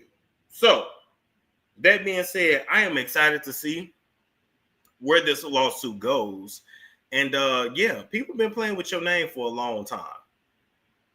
You know, for a while there, people got a kick out of just antagonizing him so he would crash out, so they would have a story. Now, I also kind of feel like if you just, it's kind of like Tasiki over there on Baddies. Like, if you know somebody a ticking time bomb and you fuck with them, you flick them just because you feel like you can, and you get your ass whooped, that's on you. Like, if somebody ain't bother nobody and you go bother them, but then you get upset because how they respond is what you, it's too much, you can't handle it. You know, you hit them with a stick, they blow your car up. Like, some people, you gotta just leave alone. I feel like it's been a lot of that too. Like, he stopped doing interviews, he stopped doing all that for the longest because people would just constantly try him. I'm just saying, some of that, you know, some shit, Chris, you did this shit. And some of that, I'm like, yeah, I really was just fucking with this man too. And can we stop talking about the Rihanna thing? He kicked off on her ass in that car 15 years ago.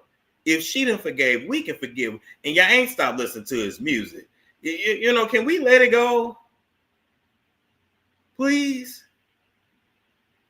Talk about something else. Because some of y'all watch y'all daddies beat y'all mama ass and y'all don't even bring that up. Fix your own shit in your own house first. How about that?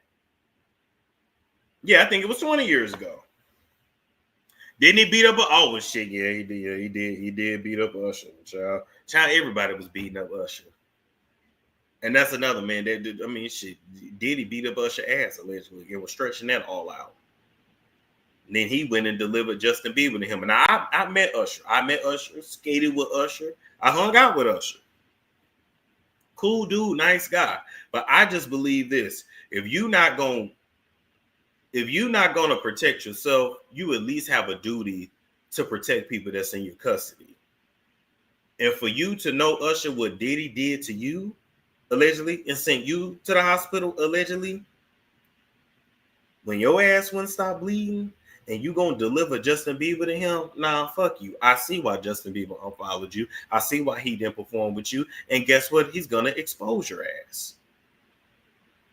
Period. It ain't about being a lover, not a fighter. It's about saying, even if you ain't gonna defend yourself, I'm not gonna bring nobody else around for you to grape. Let's call this shit what it is. This industry is nothing but it's a booty. It's like a booty taking. It's like booty bandit. It's like everybody just want to take your butt. It's like a gay sex ring that's put on tape so that you can be controlled and they can hold this over your head. And so that you can be a puppet for them to do whatever they want and to portray whatever image that they want you to portray.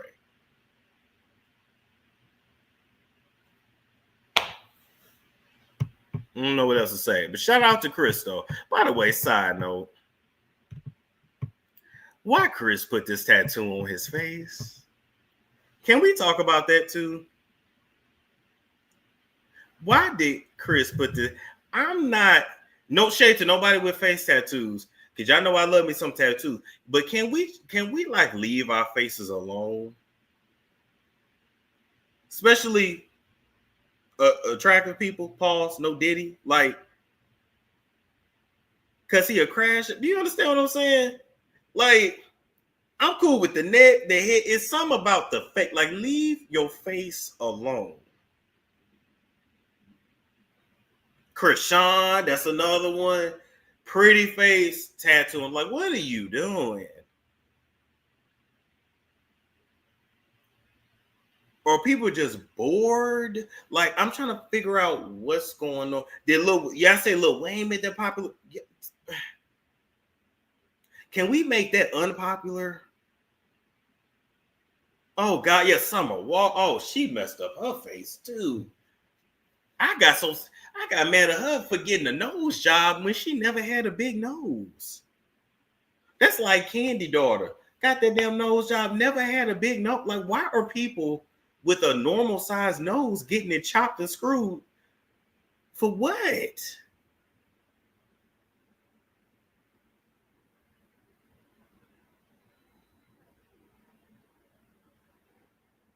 It's a sign of mental illness, man. Yep, the game.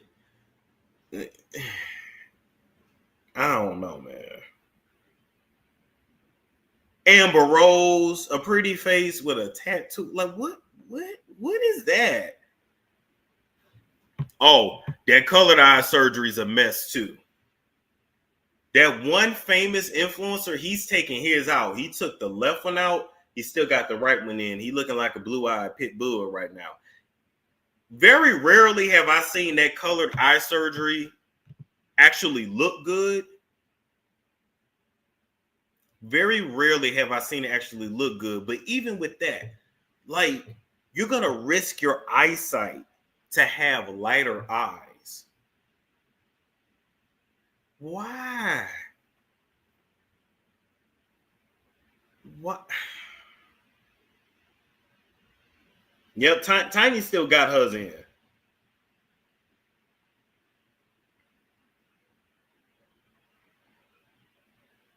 As much as I hate to admit this, and this is something that my therapist tried to beat into my head. Not literally. We did kind of fight. Did we? Well, no, we didn't fight one time. He did hit me in the ribs one time. Anyway, another story for another day.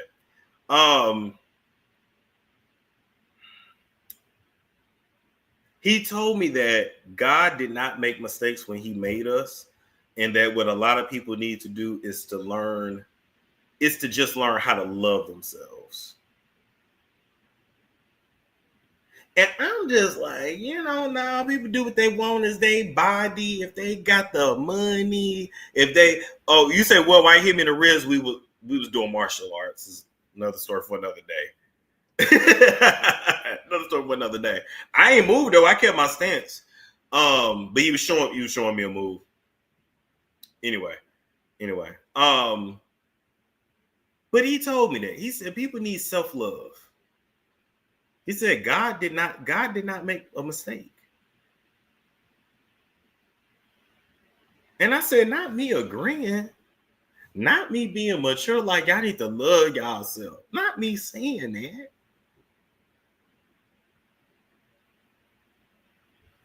All right, anyway, we'll right along from that.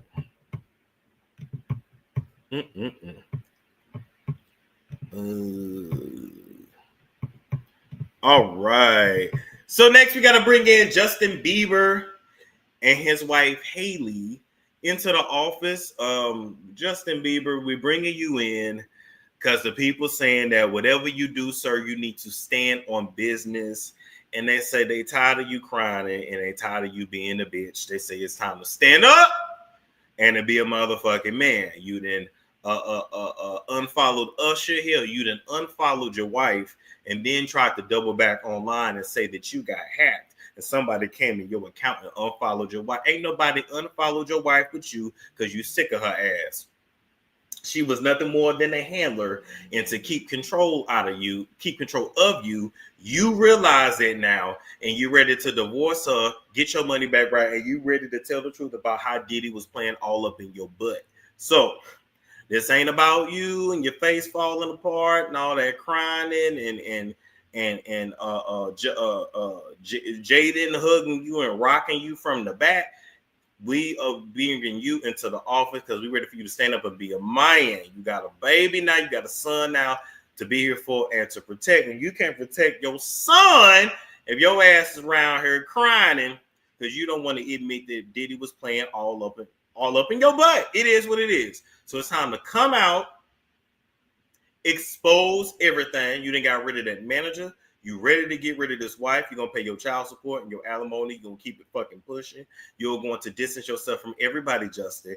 You or another Britney Spears. You are not safe with anybody in this industry. You need to clean house. You need to get rid of your attorneys too. Ain't no way that you just got a $200 million payout for your music catalog and you already back at work talking about you broke. Some ain't right in the pudding, nigga. So wigger cracker. So you need to look around you. It's the same formula done again and again and again and again. All right. One less lonely nigga. One less lonely nigga.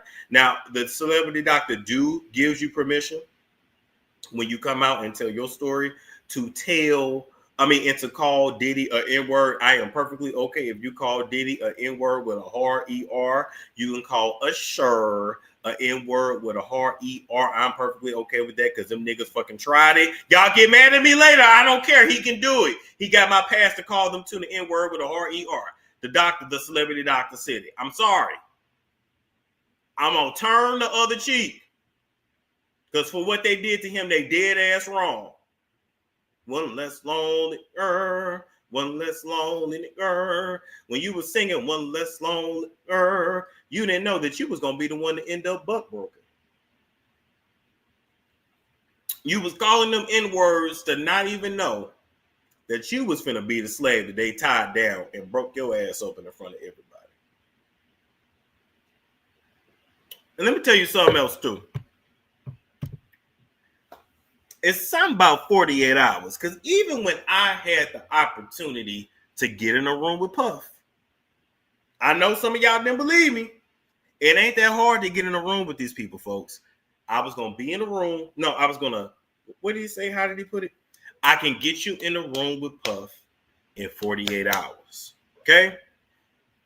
We going to make you into the next Jason Lee. We gonna give you a check from Revolt, Ciroc, and De Leon. This is before all that shit happened with Cassie and all that, right? It's something about that 48 hours. I don't know if it's 48 straight hours of getting pounded. I don't know. Because even when you break a hoe in, you do have to constantly get the hoe pounded out.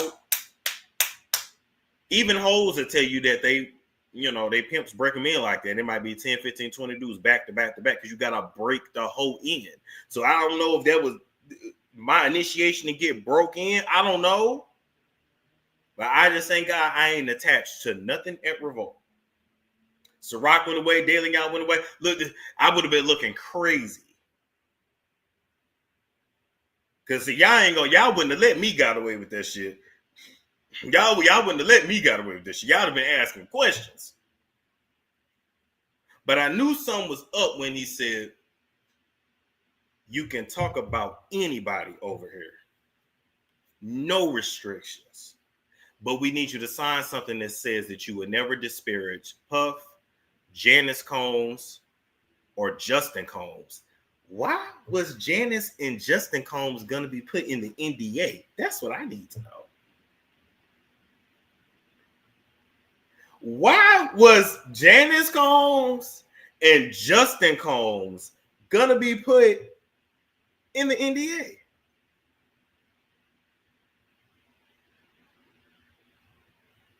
Why is the mama always in the NDA?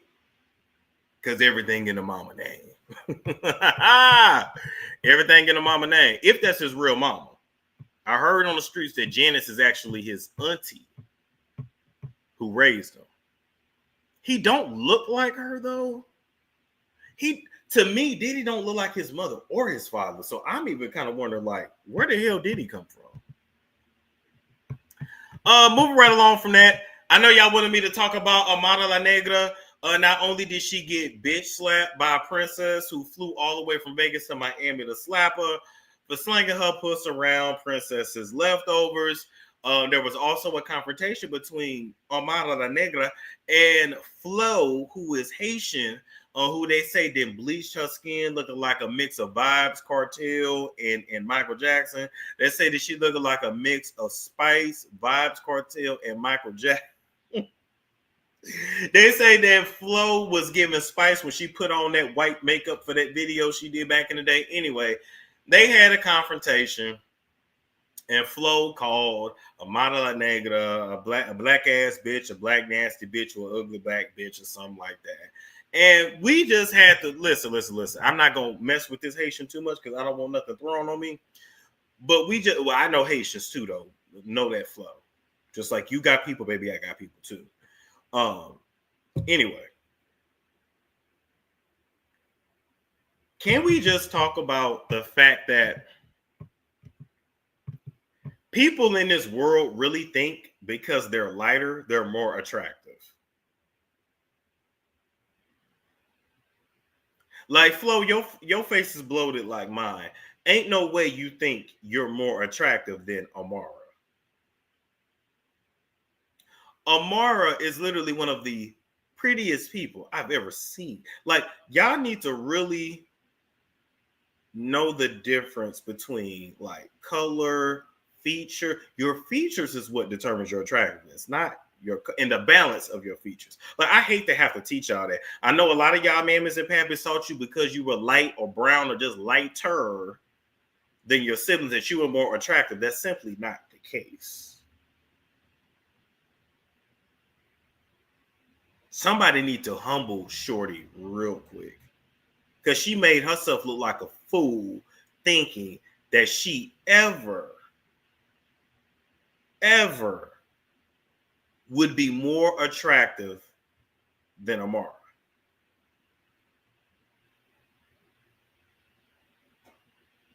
Are we serious? Amara's a lot of things. Ugly's not one of them. And ain't it somehow you get into it with somebody and they'll call you a black nasty bitch? So it's like, wow. Or just say you ugly and black, or use black in a negative way. And it's like, wow, this is how you felt about me this whole time.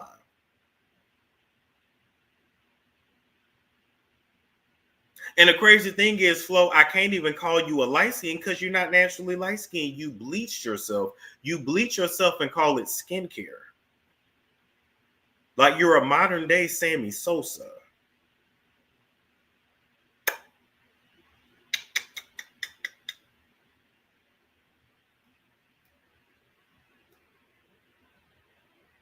Anyway, I don't know. Like what else can I say? Like if I was Amara, I wouldn't have even been offended. Like there's no way you Flo. There's no way you look at yourself and you look at Amara and you say Amara's ugly. There's no way. I told y'all I got a theory that dark skinned and brown skinned girls that are attractive piss off people more. Because it's like what, like the nerve of you to be dark and beautiful. Because they're taught that when you're dark, you're not attractive, or that dark is ugly. So when you're dark and beautiful, it's like people malfunction. They don't know what to do. They don't know what to say. I'm telling you, I feel like people get madder at you.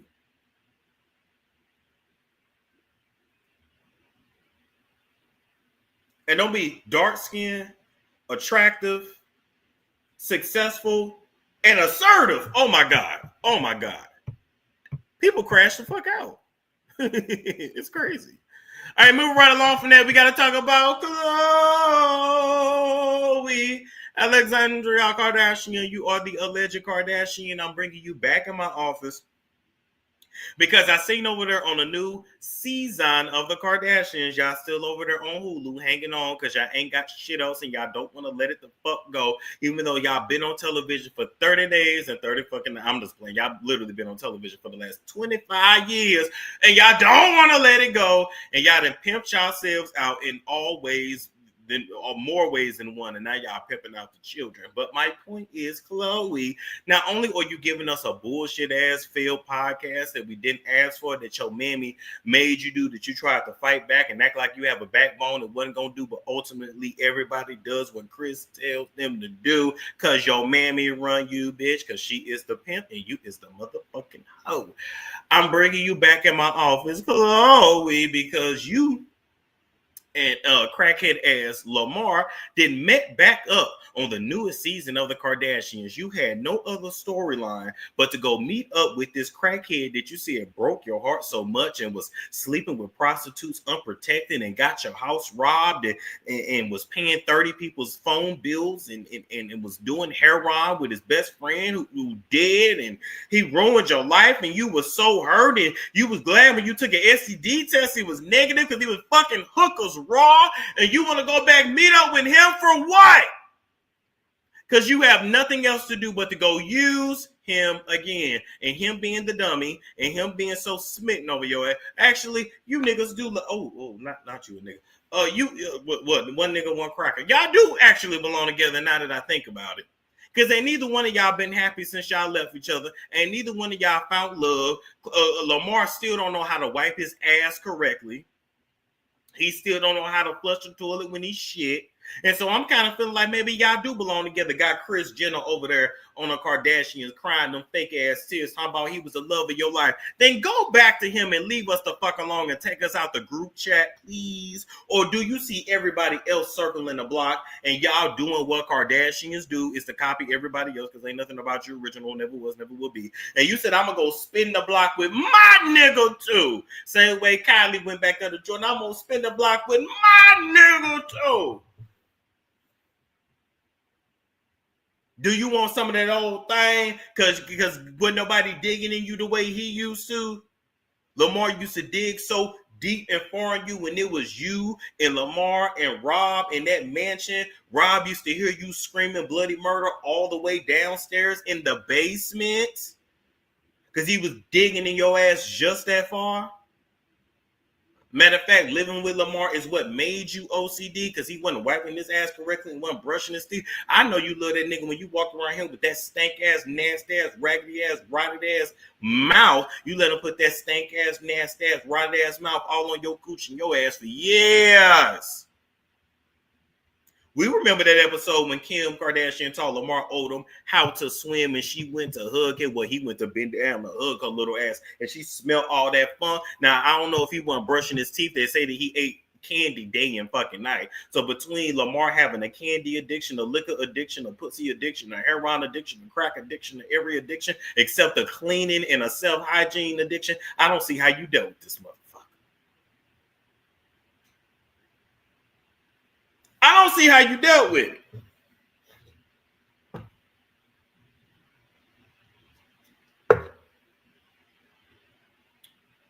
So maybe this is who you need to be with. Because we know it ain't Tristan.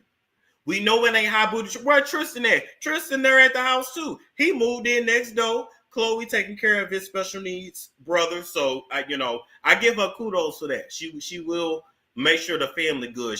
Chloe, let's just tell the truth. You are who you wish someone was for you when you was growing up. That's really what it is. That's really what it is.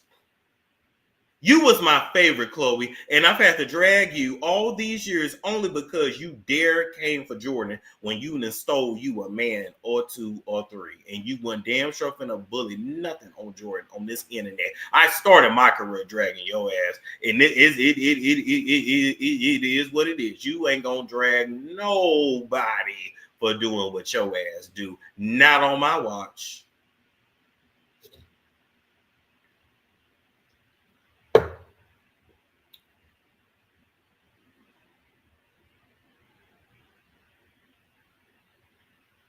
So maybe this is the love of your life. Maybe so. I swear, Chloe and some Storm me. They might. But listen, I already told y'all, and I made it clear. No, Lord, I'm praying it don't happen.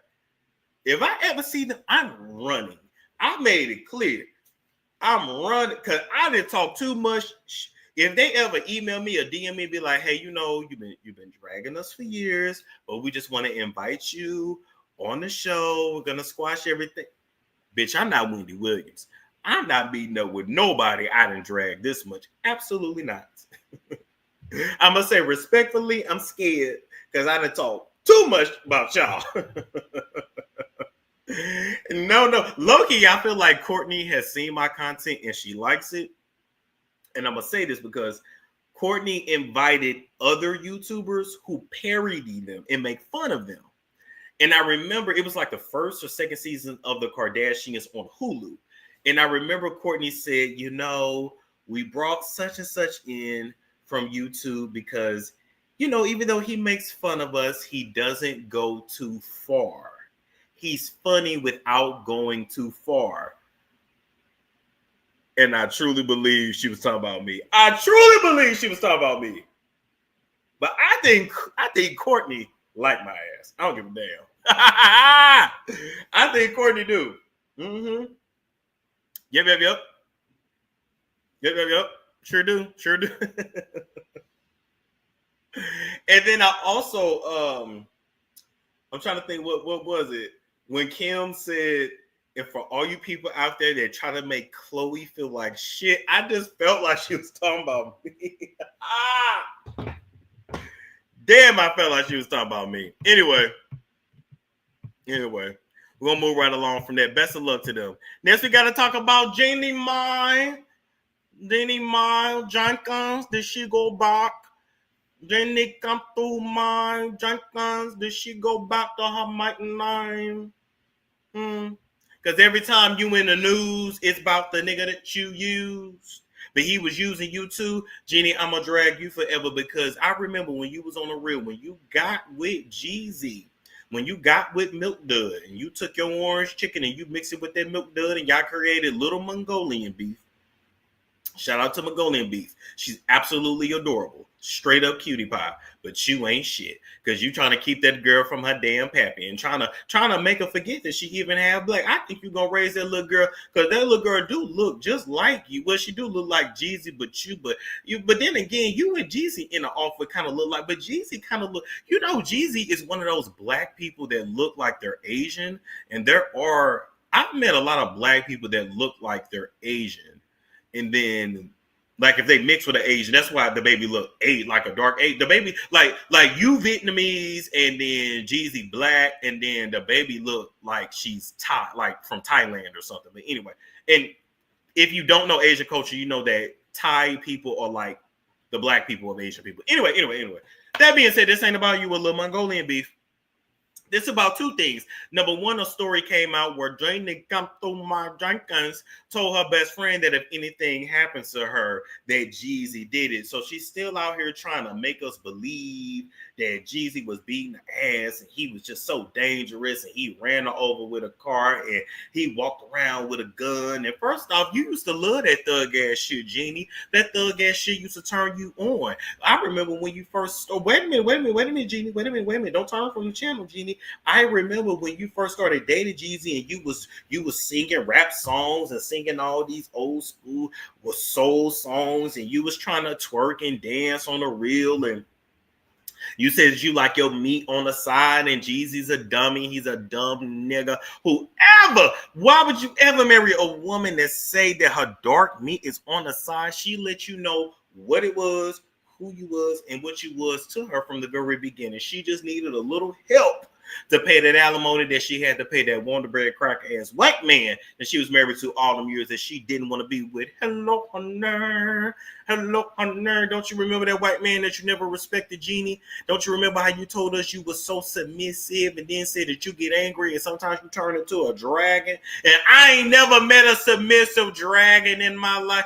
Don't you remember how you used to bully that white man and you had that white man crying? And don't you remember when you was having sex with your white husband in your parents' house and the condom broke? First off, I know you didn't have no respect for him when you made your husband wear a condom.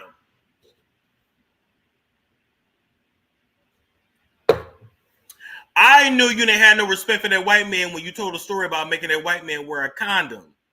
If you make your husband wear a condom, we know you ain't got no damn respect for him. And the condom broke and he nutted inside you and you got on your knees not to clean them up, but to pray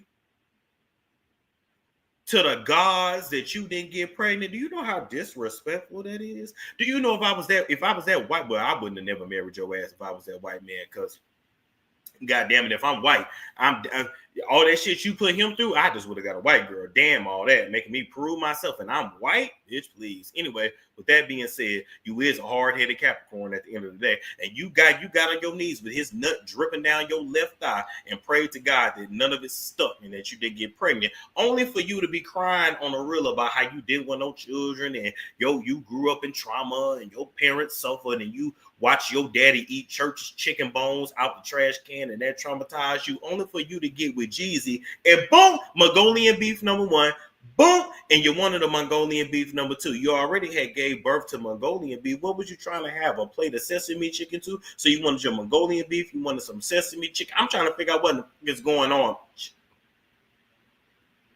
You never had no respect for any man, and you thought because you was Asian, you thought that Jeezy Jeezy was gonna let you get away with disrespecting him. You think Jeezy was okay with you never listening to him?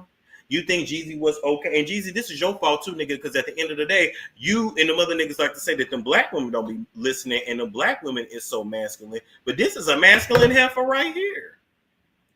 She walking the baby all up and through Atlanta. You told her to take a private car. You're coming back home, Jeezy, your house smelling like orange chicken. She got a mama in there cooking, talking loud, playing loud Asian music. Feed all on the counters, and got a gay ass brother in there telling you what to do. So I'm trying to figure out how.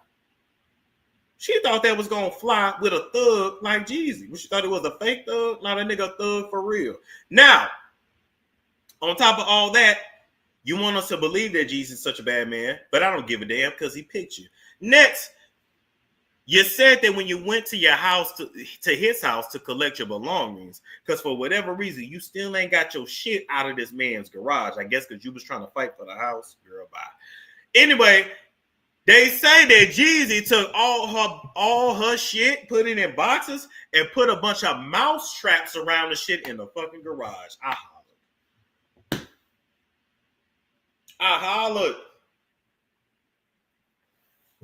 hollered. Not Jeezy being petty to put your in boxes, put it in a garage, and then put mouse traps all around it. God. Said the boxes had got wet. I'm hollering. So she mad as hell. And she don't want him to see his baby. She trying to say he dangerous. And I'm just here to say I have no sympathy for either of you. I knew back in 2020 during the pandemic, even when Kevin Samuels was bigging y'all up, and I remember Kevin Samuels had that show when he said, ladies, you need to be more. He said, ladies, you need to be more like Jeannie Mai and less like Lonnie. And here we are in 2025. Kevin Samuels dead, died up under a fat Mexican. May he rest in peace. Jeannie Mai turned out not to be shit, to be a submissive dragon. And Lonnie happy with her white man.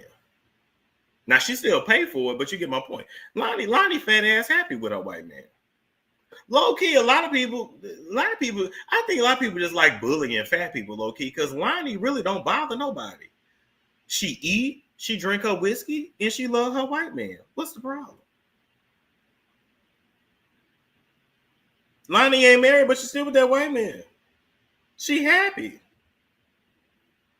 Jeannie ain't happy. Jeezy ain't happy. Tamar ain't happy.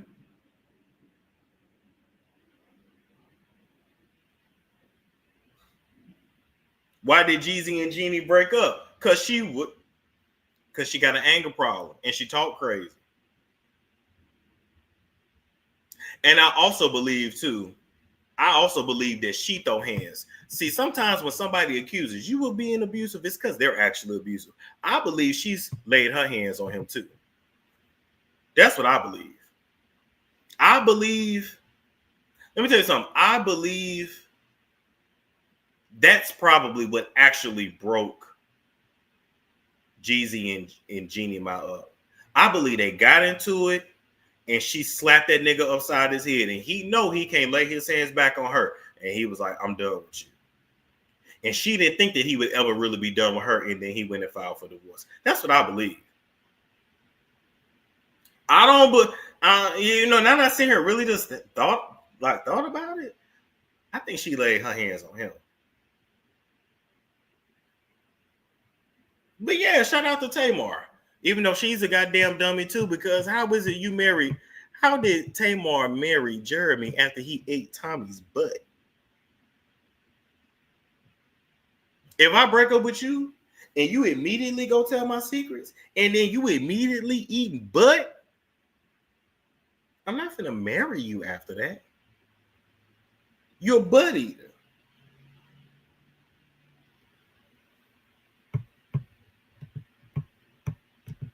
Go eat some more butt. Hello, Hunter. Hello, Hunter. Hello, honey. Hello, honey. Hello, honey. Hello, honey.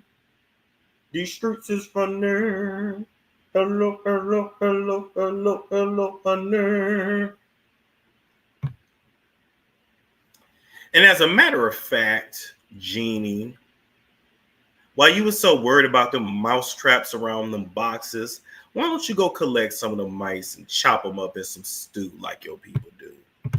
Have a great day. All right. Real quick, we had to bring drunk ass Karen Huger into the office. Was that too far? Was that too far?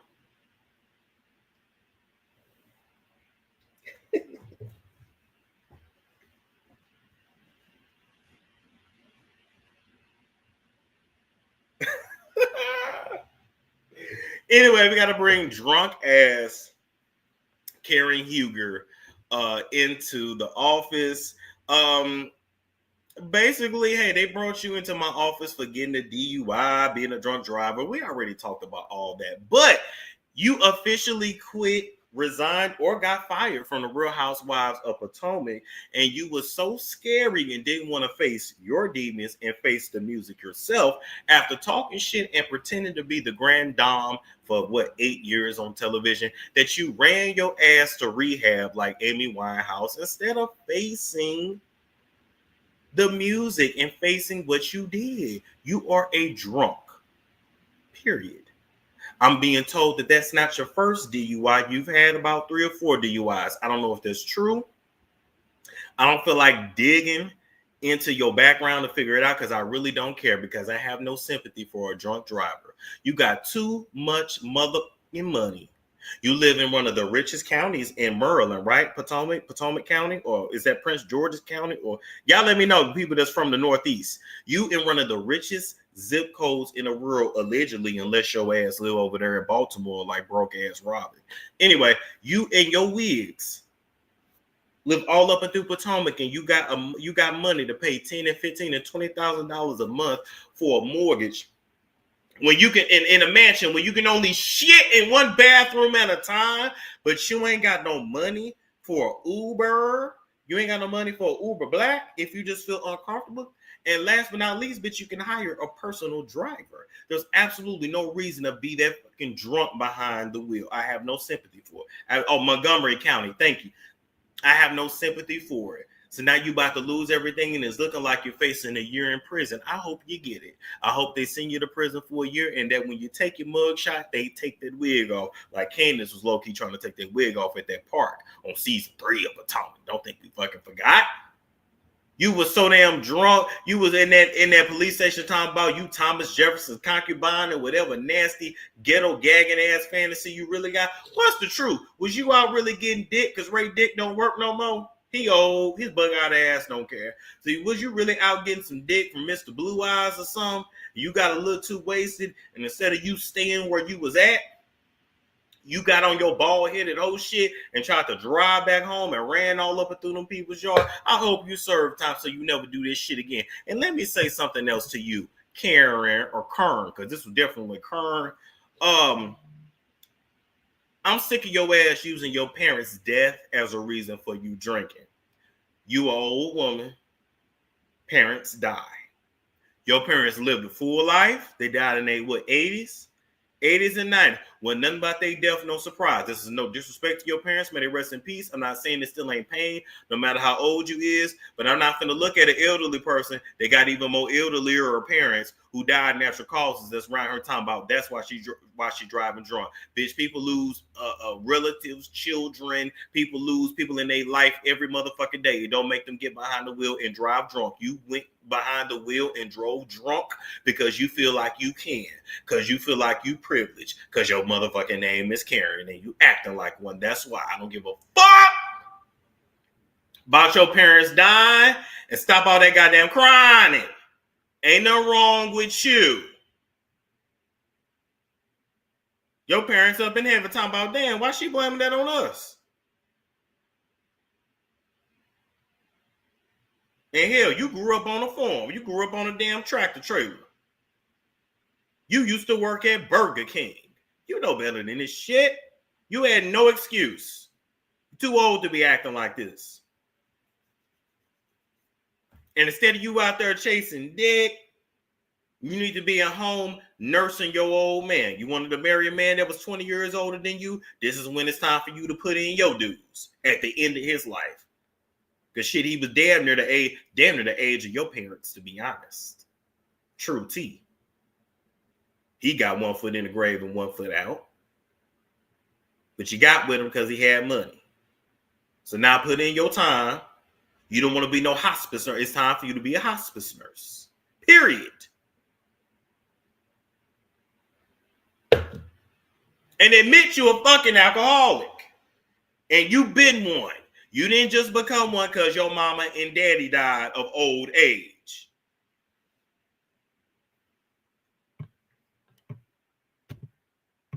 Sick of that shit. Nothing but excuses.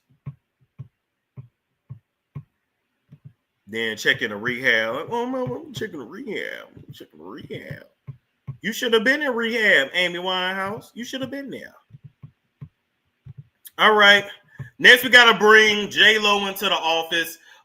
Basically, we just bringing you into the office for not being self-aware. I mean, we already know you're not self-aware because you've been trying to sing for 30 years and you failed every single year. So anyway, with that being said, you've been giving us songs we don't want, music videos we don't want, and hell, even lately, the movies been falling flat too. All your shit been falling flat. There ain't nothing but that black magic coming back to bite you in the ass. Anyway, with that being said, with all the victims of the Palisades fires and the Eden fires and, you know, people that lost their homes, not only in Malibu, but Pasadena, Altadena, a lot of black folks lived in that area. J-Lo said that she was going to donate the clothes out of her closets to the victims. And I'm here to just tell you, J-Lo, read the fucking room. I know you ain't never been able to read the room. That's why ain't no man never stayed with you. That's why ain't no marriage ever worked. That's why Mark Anthony used to stay in your ass, have you crying all backstage because you never could read a room. Another thing I heard about you, J-Lo, and I ain't gonna say allegedly because I mean I got a source, but the source say that anytime that you went to audition some dancers, you would go in a room, you would make everybody raise their hands that is a Virgo, and you would make all the Virgos leave. Now I truly believe that you wanted all the Virgos to go because they can see right through your ass and they got spiritual powers. There's some spiritual behind that. If you really got an issue with the Virgos like that, I wonder how you really feel about Beyonce. I'm sure Beyonce has ignored your ass forever. But anyway, bitch, we don't want your motherfucking clothes the same way we don't want your music. We want you to go away or admit what's really on the fucking Diddy tapes. Nothing more and nothing less. Sick of your ass. All right, we got to bring in the Claremont twins, the ghetto Claremont twins, the off-brand great value versions of the Claremont twins, Nene Leakes and Sierra Gates. Sierra, is her name Sierra Gates? What's her name? She from Love and Hip Hop. She get money though. I'm gonna give her that. Sierra get money. Anyway, with that being said, we bringing y'all into this office because we just see that both of y'all is lonely as hell. Y'all some lonely hoes. Y'all need a friend, and y'all done came up with another podcast that we don't want, nor did anybody ask for. Y'all really had the nerve to play in our face and get on the camera and get in interviews and say y'all ain't had no plastic surgery like that when y'all are 2 steps away from looking like white shit. Or these two really gonna tell us we ain't really had no work like that? I don't know why y'all act like we had so much work and we had so much work and we had so much work. And then y'all proceed in that very same episode to tell us all of the work that you actually had. Like, what is wrong with y'all? Okay. First off, this podcast ain't gonna work because then nobody asked for it, number one. Number two, Sierra and Nene is not friends in real life. Y'all have nothing in common. Y'all podcast is nothing but Nene over talking Sierra and trying to make it. Y'all both trying to make facial expressions when y'all mouth and y'all faces no longer move. Nene Leakes in there trying to sound like she from California when she from Athens, Georgia. I hate when she try to sound classy and try to sound professional and try to sound. I hate when Nene do that shit. You girl, you know you're from Athens. Let that Athens out. Open up that mouth. I hate when my children, if you don't talk like you normally talk, Because if I get you mad, I know you're going to talk just like you from Athens, motherfucking Georgia. Y'all done had more work than a little bit. Now, Nene, we do want you back on TV. We didn't ask or call for Sierra, but I see that you're trying to like usher her into like more classy based reality television, you know, get away from the Love and Hip Hops, maybe even get her on Housewives one day. I see what it is. You're putting her in certain rooms. Like, I get it.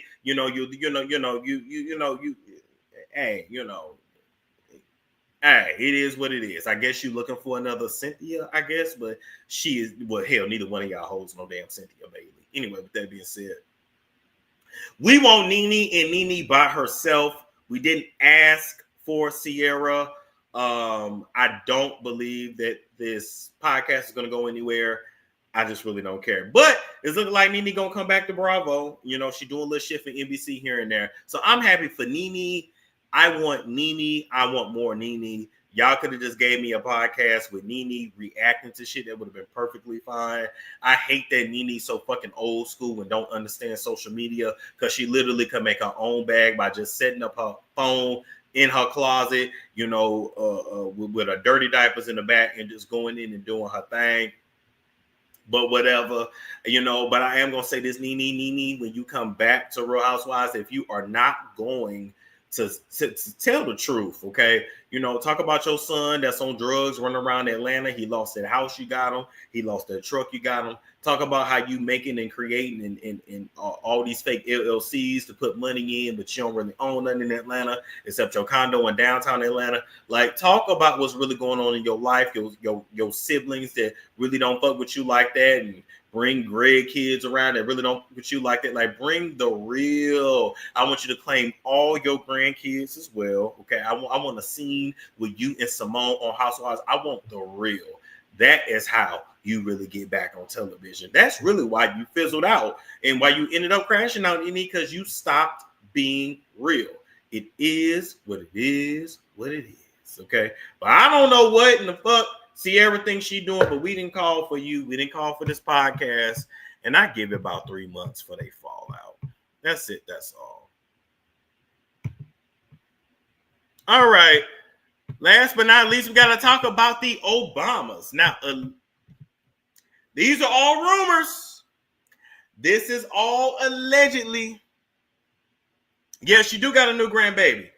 Yeah, Nene got about 5 or 6 grandchildren now. Nene already said she got some over her. That's what I'm saying. It ain't gonna last long. It ain't gonna last. Anyway, with that being said, the rumors are swirling that Barack and Michelle Obama is headed for a divorce.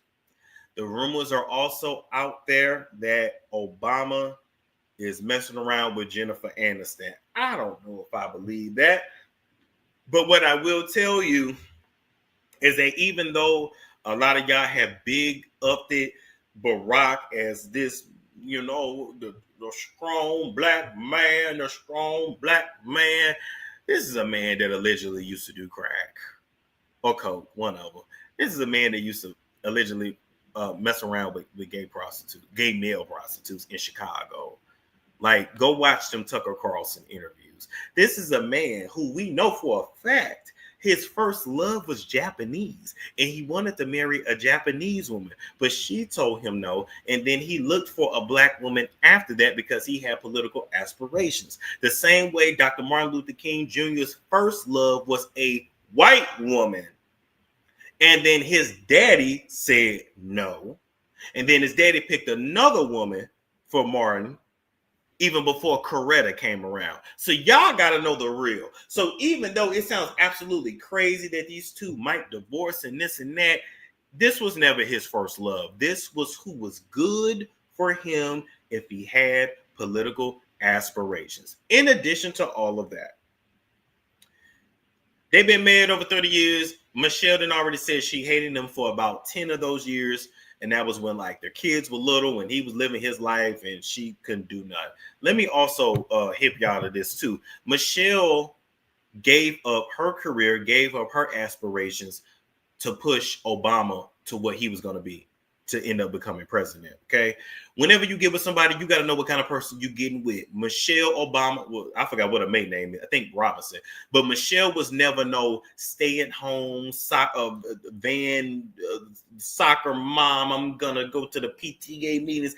That was not Michelle. Michelle was always driven, very smart, very intelligent, and had huge ambition. She was very ambitious. She had huge goals for her career, and she gave up everything for Barack so he could become president. As a matter of fact, she even worked while he didn't make no money when he first got into politics, but she knew him being a Harvard graduate, he was going to become somebody.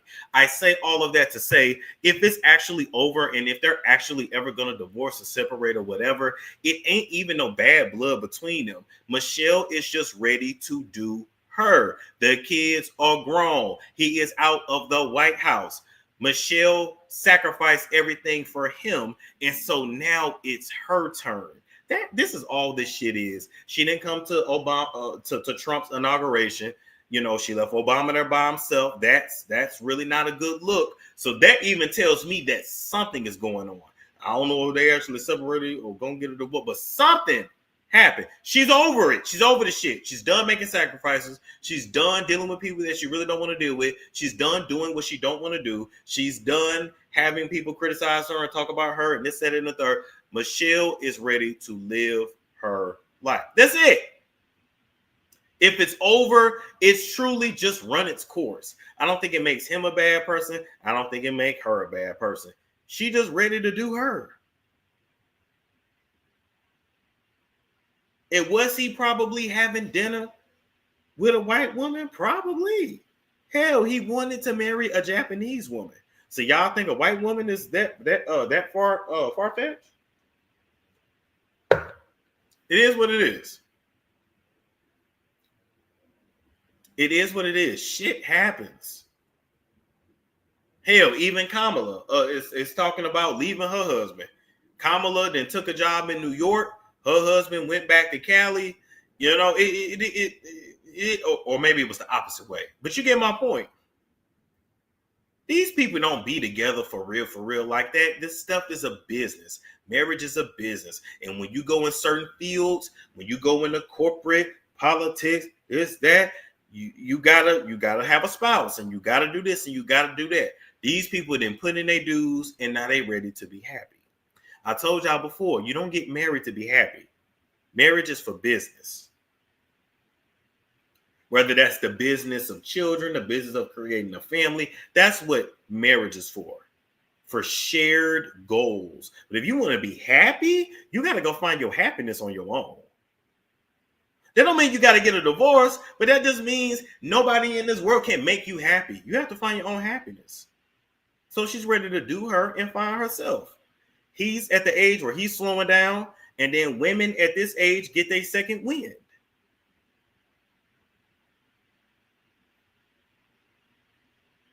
So those are the rumors. Y'all can believe it or not. That's up to y'all, but that's what it is. Damn, it's like really bright now. Hold up. Okay, there we go. Ooh, all right. Ooh, we done. How many hours we do? Man, we did 2.5 hours. Golly.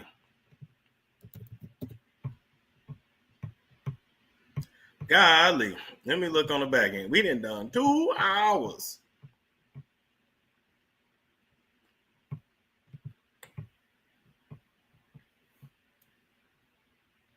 All right. All right. Any comments before we get up out of here? We'll be back later. Speaking of that, too, I'm also doing the Armand Wiggins 60-day. Can't see that there. We'll put it up with a better graphic later. But I'm doing the Armand Wiggins 60-day manifestation cleanse. So I'm gonna take y'all on that journey too as we go. And I do gotta figure. Oh, come to Baltimore. Y'all pay for me to come to Baltimore. I'll be there. Let me know where you want me to perform. I'll be there. You gotta. All right, problem with it. I've never been to Baltimore. I've been to DC, been to Virginia. Never been to Baltimore. Anyway, You say no, don't go. Can you do an interview with Sloan? We already got one on the channel.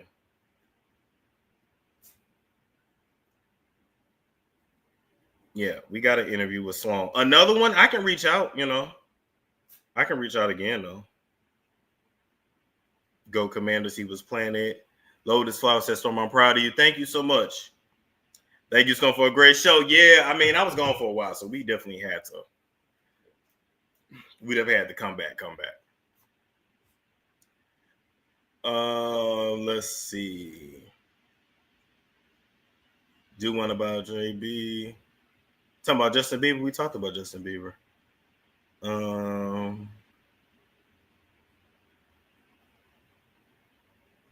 If it turns out to be true, I'm gonna say Storm said it. Obama don't really look mixed. He do to me. It's all in his face structure in his head. Like if you look at his head and his grandfather's head, he has a white man's skull. And if you get it, you get it. If you don't, you don't. Any updates on your website coming soon? And I think the app is actually completed as well. So I got to do something. I got to do something with my DUNS number and something else. But yeah. George Bush did not care because Michelle was out there. Do an interview with someone about Justin Bieber and Usher. Oh, she's Canadian. Hey, I can reach out to her for sure. Y'all said Ricky is a fake Christian. Neanderthal skull, he does have that. What do you think of Trump and all? What? Okay. Well, make sure my phone is up. Okay, well, as soon as I get this phone call, I might have to get off air, but we'll be back. What do I think of Trump? I don't think nothing. I think I'm gonna go to Africa. That's what I think. No, I'm kidding. No matter who in office, like my rent's still due on the first. Like I can't get caught up in that. I can't lower my vibration to be emotional over politics. I can't do nothing about it, but adjust. But I will say to everybody, because I've been doing this too. Learn AI and all kinds of AI. Okay, y'all, I gotta go. I love y'all. We will be back later. Like, comment, subscribe, share if you care. I will catch you guys later. It's Storm Show.